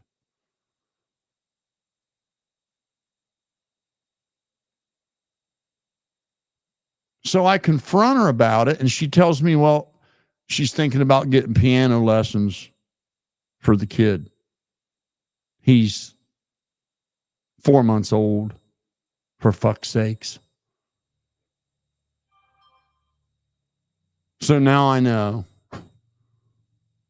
Well, that's why she never came by the apartment. That's why she couldn't find her IED, you know.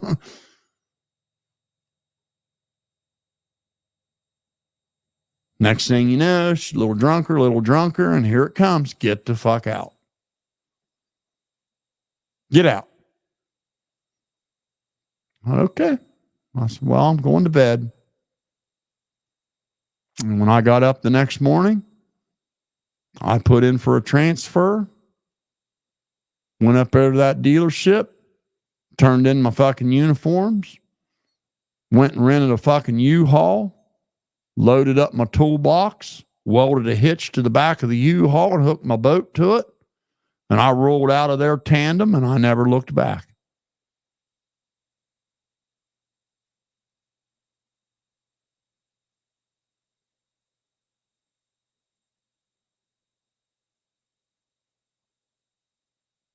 And then the next time I actually hear her talk for any length of time is on this podcast.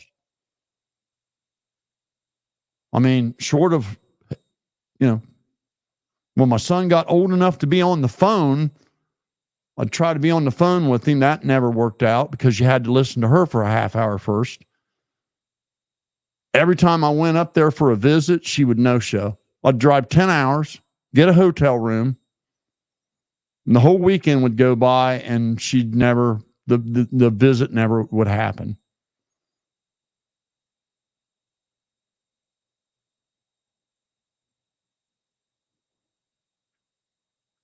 Every once in a while, the line of communication would get opened up. And then she would get drunk, want to talk to me and like rehash shit. And I'd be like, no, I don't want to talk about it. No. And then she'd get mad, and then she would isolate him from me. And it was just this repetitive cycle of this. When he was 3, now in the meantime, she's trying to worm her way back in somehow. So she starts to build a relationship with my first wife.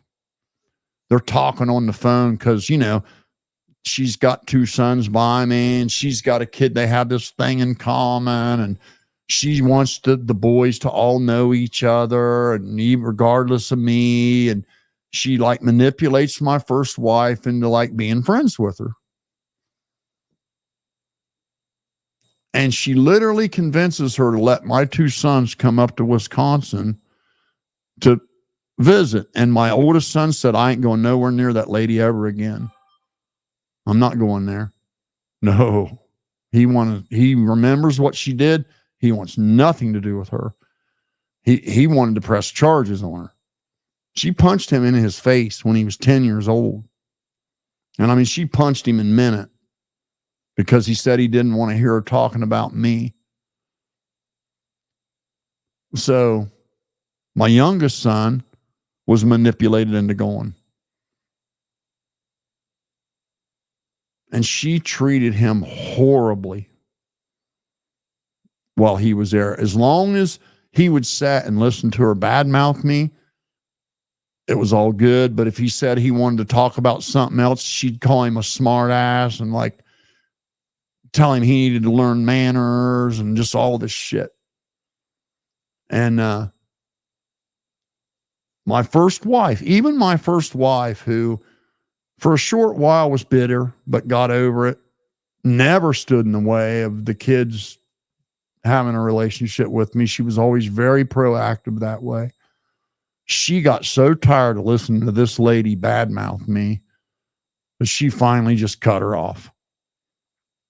Well, then my mother, she did the same thing. She tried to worm her way in with my mom. And so she tells my mom, she's going to bring, this is when he's 4. She's going to bring him down for Christmas, and I can visit with him, and the family can visit with him, and, it'll all be good, and, and all that. And my mom falls for it, hook, line, and sinker. She brings him down. I come out there Christmas Day. I leave the woman I'm married to now. We were dating and in a committed relationship. I leave her at home on Christmas Day to go spend some time with my son that I haven't seen for 3 years.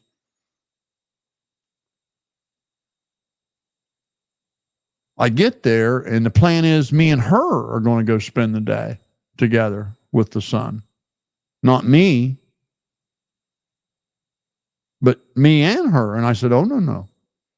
I don't want to spend the day with you. I'll take my son. I'll bring him back.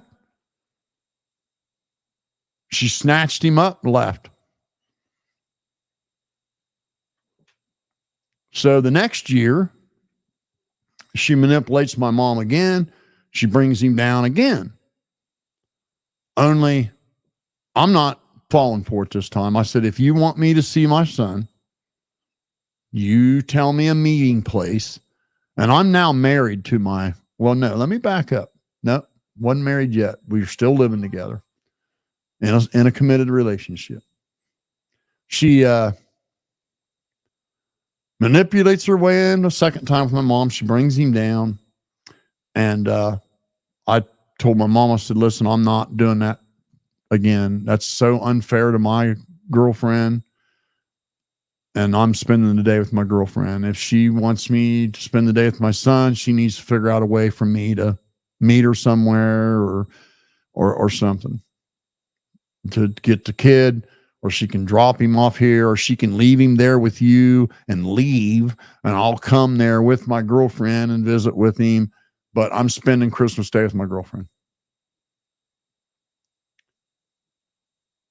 So she's sitting there bad-mouthing me to my mom. My mom would listen to it and put up with it and listen to it and put up with it.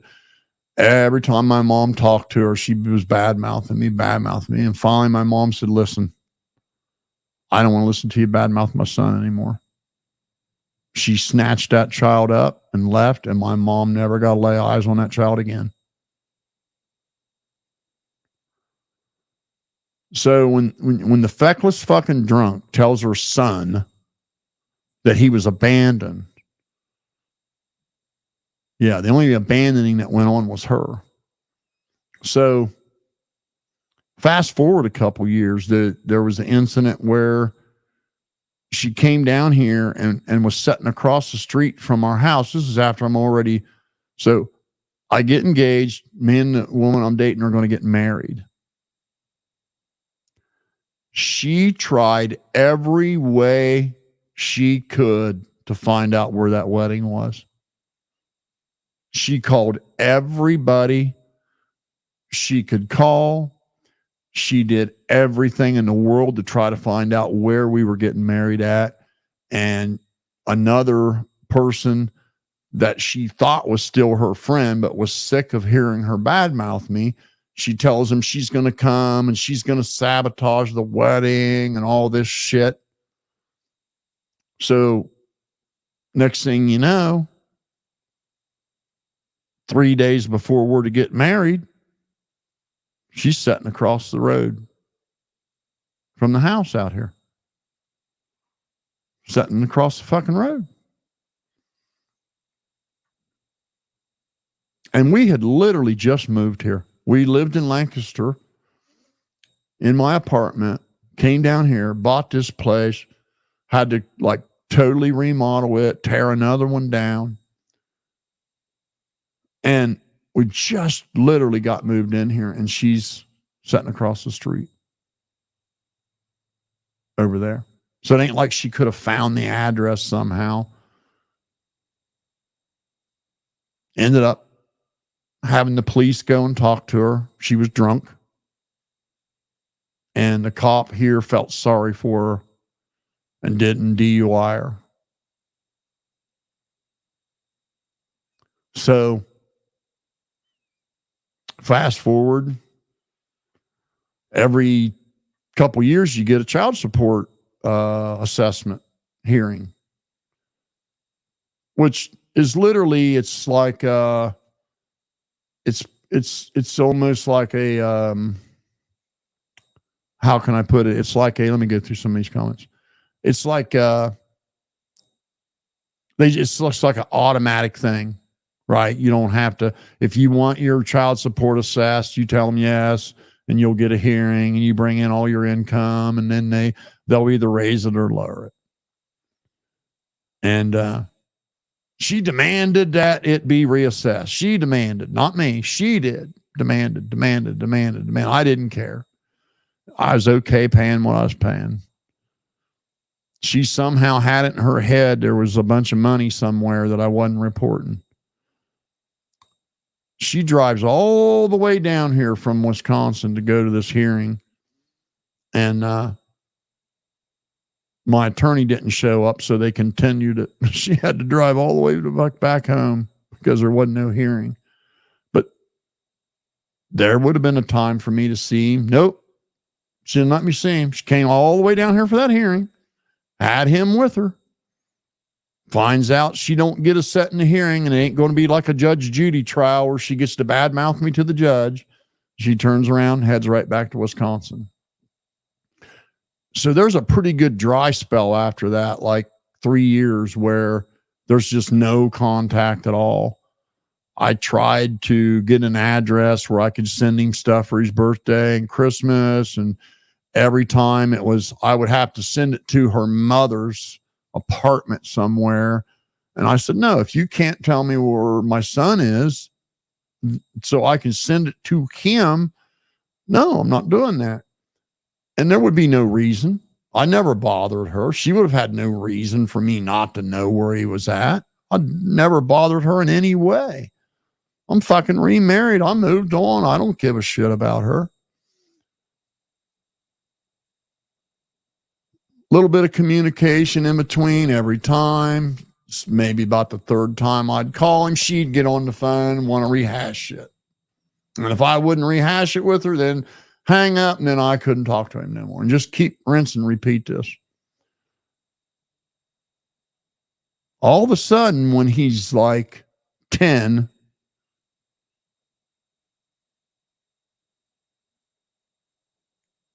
he calls me, and he's in a halfway house, a foster home house, like a big group home thing. And I'm like, what are you doing there? Oh yeah, I really like it here. Me and mom, he like literally paints himself, blames himself for being there, basically. A kid that young, he's like blaming himself for being there. She had convinced him it was his fault he was there. And why was he there, you ask? Why was he there? Well, Child Protective Services took him from her because drunk every night, belligerent every night, multiple calls with him. He's now getting old enough where he's got something to say back. And when he would say something back, and I can tell you, well, someone likes to flatter themselves that I never got over it. I got over it. I moved. Doesn't sound like she's over it. But imagine you're 10 years old and there's your mom's level of speech, just completely fucking inebriated to the point where you can barely form a sentence. Just imagine the shit that kid dealt with, right? She put a motherfucking cage. And there are pictures of this. And don't you dare make me post them, bitch, because I will. There's also the whole case folder that I can have. Public might not be able to get it, but I can. Don't make me get that case folder. Get my name out of your mouth, bitch. Move on with your life. Stop this game with these trolls. The shit they did to innocent people is just horrendous. And just because they're doing it to me too, and you're just so tickled that somebody else will badmouth me along with you, you don't know what you're getting yourself into.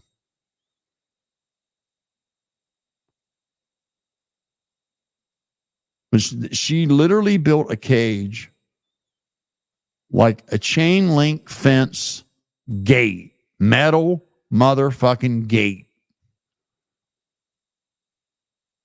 that she locked this child in the back of that fucking trailer away from the food. Just imagine if there would have been a fire. Just imagine if there would have been a fucking fire. So as soon as CPS laid eyes on that, they took him.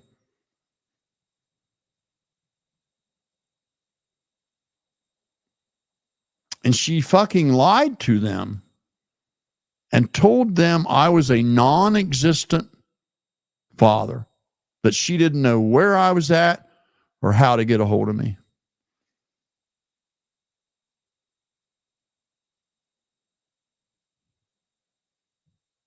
And when she filled out the form that asked her if she was getting child support, she checked no.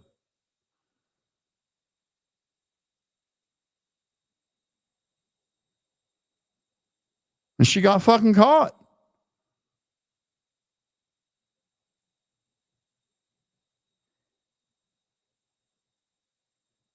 And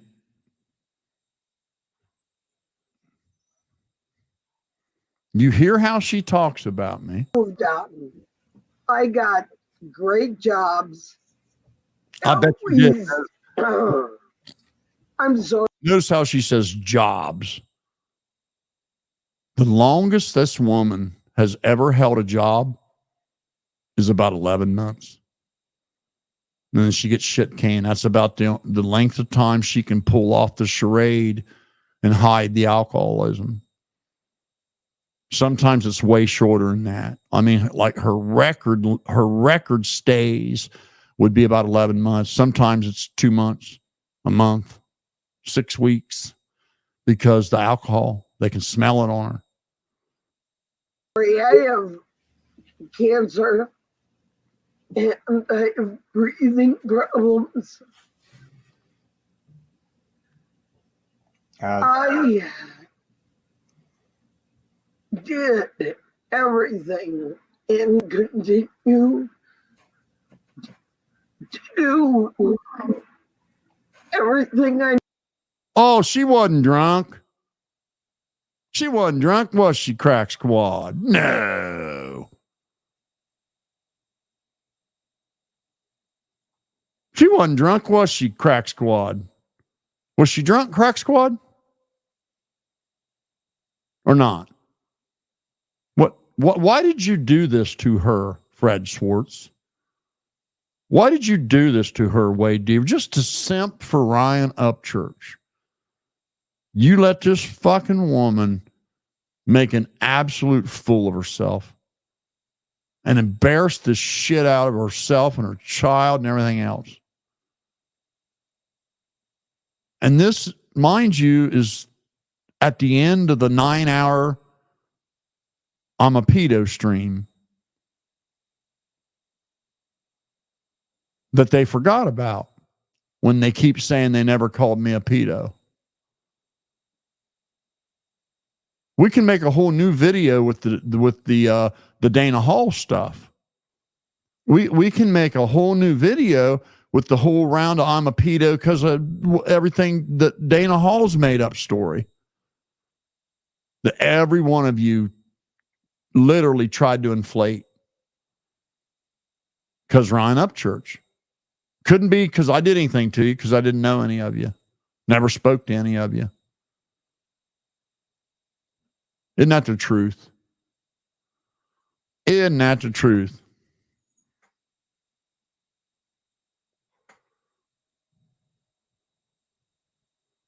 Yeah, and let me warn all you guys out there, okay?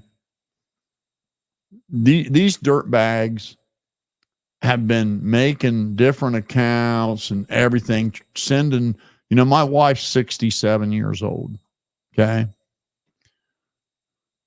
She uses Facebook a little bit to keep in touch with like some past coworkers that she had a great relationship with and her daughter and some other people.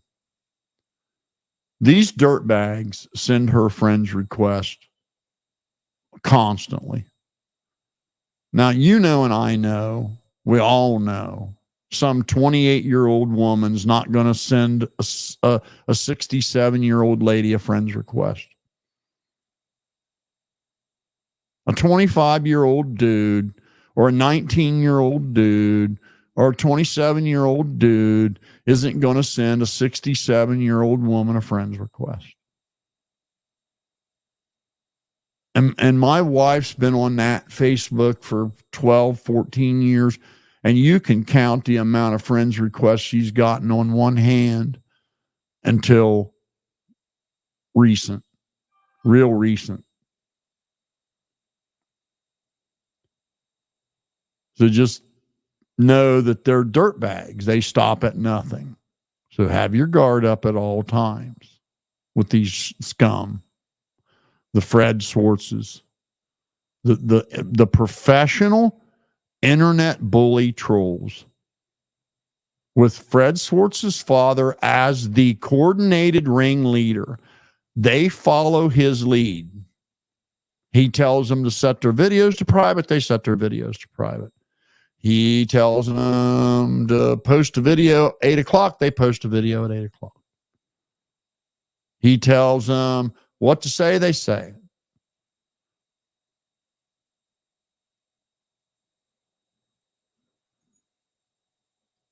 Need to do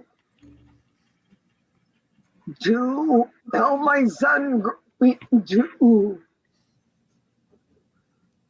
Oh my God, he told my son that he didn't abandon him, that I actually took him and ran off to another state and then wouldn't quit drinking. Oh, he told my son the truth. Oh. A respectful man.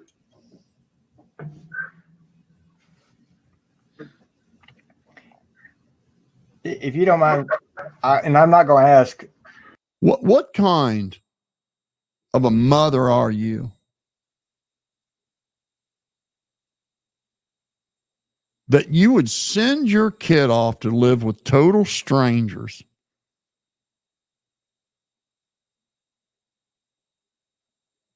rather than let him go stay with his own stepbrothers?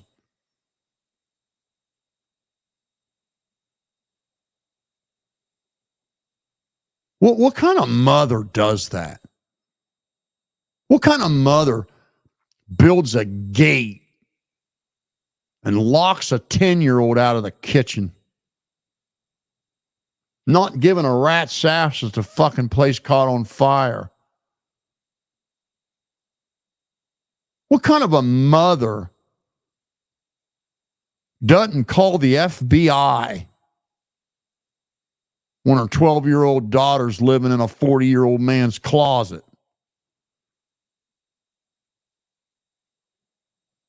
What kind of mother blocks her child's entire side of her child's family? Forget me. You kept him from his other grandmother. You kept him from his stepbrothers. You kept him from his aunt. You kept him from his uncles. All musicians that made a living playing music.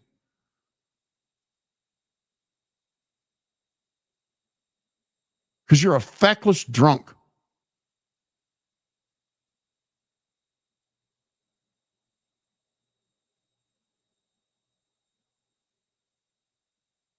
And the older this child gets, it's becoming painfully obvious that he needs to know about Charlie.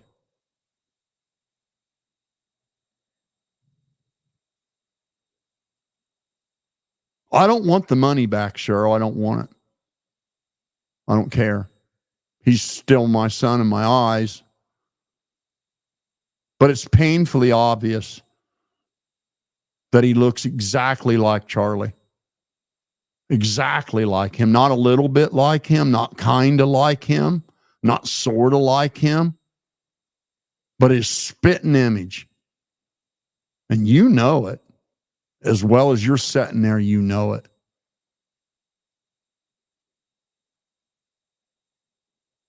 Don't you? Now, are you going to deny this child knowing who he is? Are you going to be that big of a piece of shit mother? Are you going to at least come clean with that child?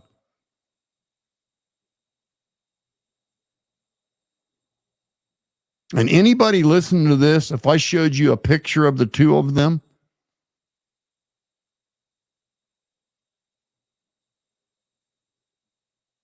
there wouldn't be one person that would disagree. Not one person would disagree.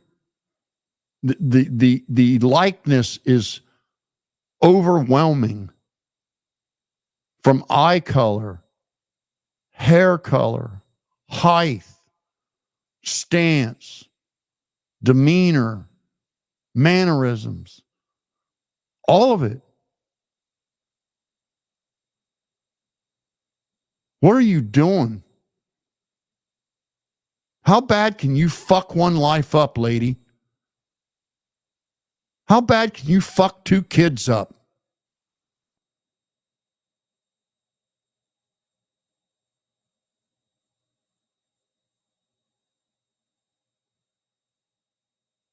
You need to get it together, drunk. You need to go check yourself in somewhere. And you need to do some soul searching.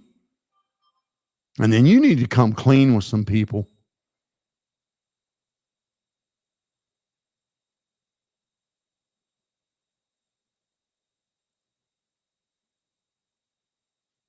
Don't you even try to make this about that my child support is fully paid.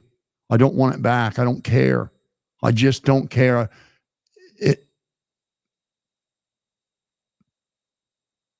That's not even the point.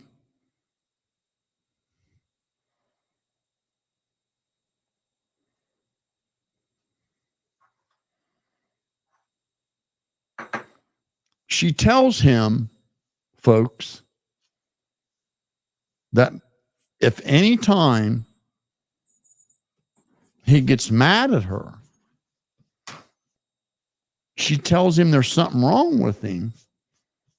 And she has him convinced that he's autistic.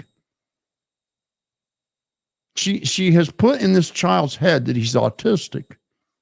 And there isn't one autistic thing about him. Not one thing. He's just a normal young man that's confused about what direction he wants to go, because he was raised by an alcoholic mother who dumped him off in a group home.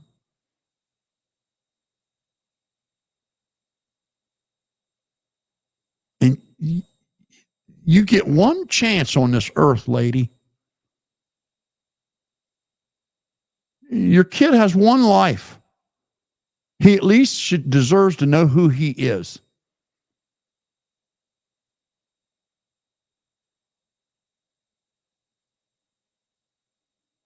Now,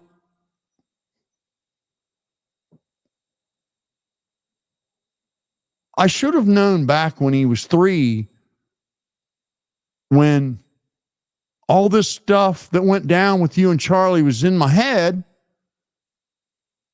And so I said, I should probably get a maternity test now. And you denied it. You literally fucking fought it. You fought it. Like got a lawyer and fought against getting a paternity test done. Why? Well, now we know why. Don't we? Yeah. And there ain't no way you look at that child and don't know.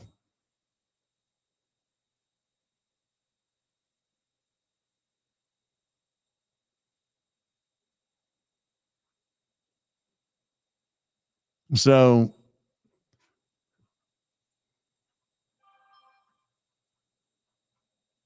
now I'm putting you back on ignore, lady. The way I ignored you for 20 years. Leave me alone. Go away. I want nothing to do with you.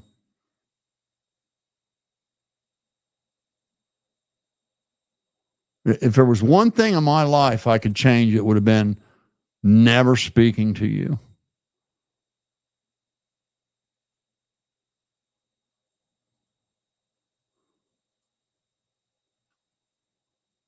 So I don't want to hear after this video any of you crackheads from Rusty Truck Nutsack that they didn't call me pedo. The hell they didn't. And they didn't just call me pedo. They've called every single person they've beefed with pedo.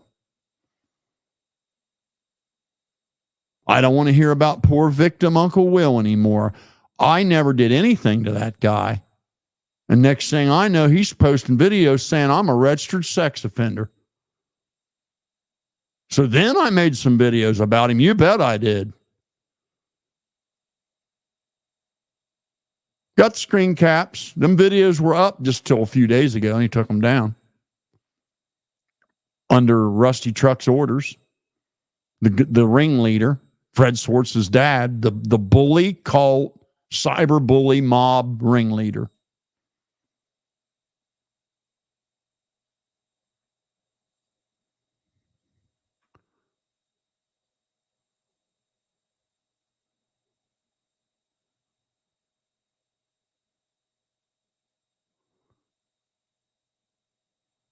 I'm sure.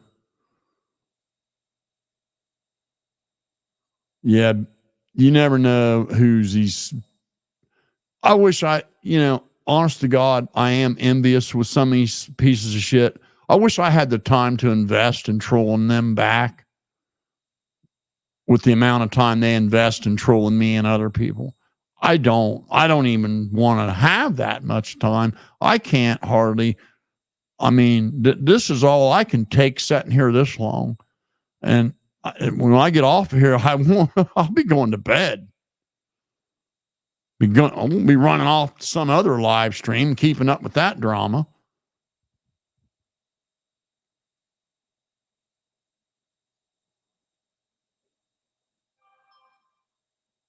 So, for those of you that stuck around for all of it, great. For those of you that listen to it on the playback, great. This is more about just memorializing reality than anything. I don't care if there was only one person watching. Frederick Schwartz and his father have trolled me relentlessly for a year. Fred Schwartz's father has been the ringleader for 3 other people who have trolled me relentlessly for an entire year. Right now on Uncle Will's channel are my personal docs.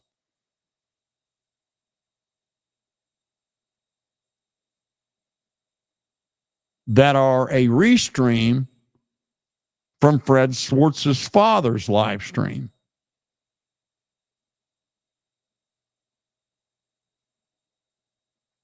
And when I say personal docs, I mean personal docs. Everything from a bankruptcy hearing, everything from a divorce case, you name it. Whatever they could find, pay to get, pay to download, drive 4 hours to get, they've done.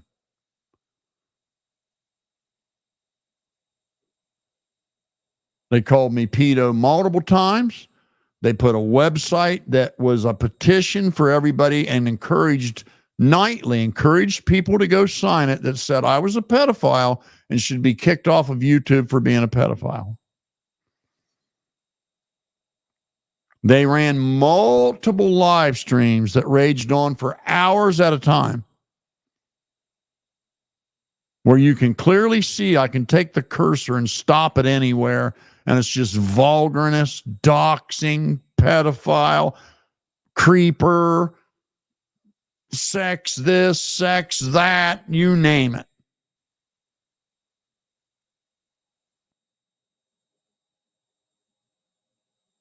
And when I told you guys, if you didn't quit, I was going to do it back to you, I meant it. Just like when I told her, if you say get out, I'm leaving, I'm not coming back. Ask her if I meant that. Just go ahead and ask her now. Each and every one of you are going to get it back. One at a time. All of it. Everything you did to me, I'm going to do to you. Everything. Everybody have a good night. Appreciate you tuning in. See you on the flip flop.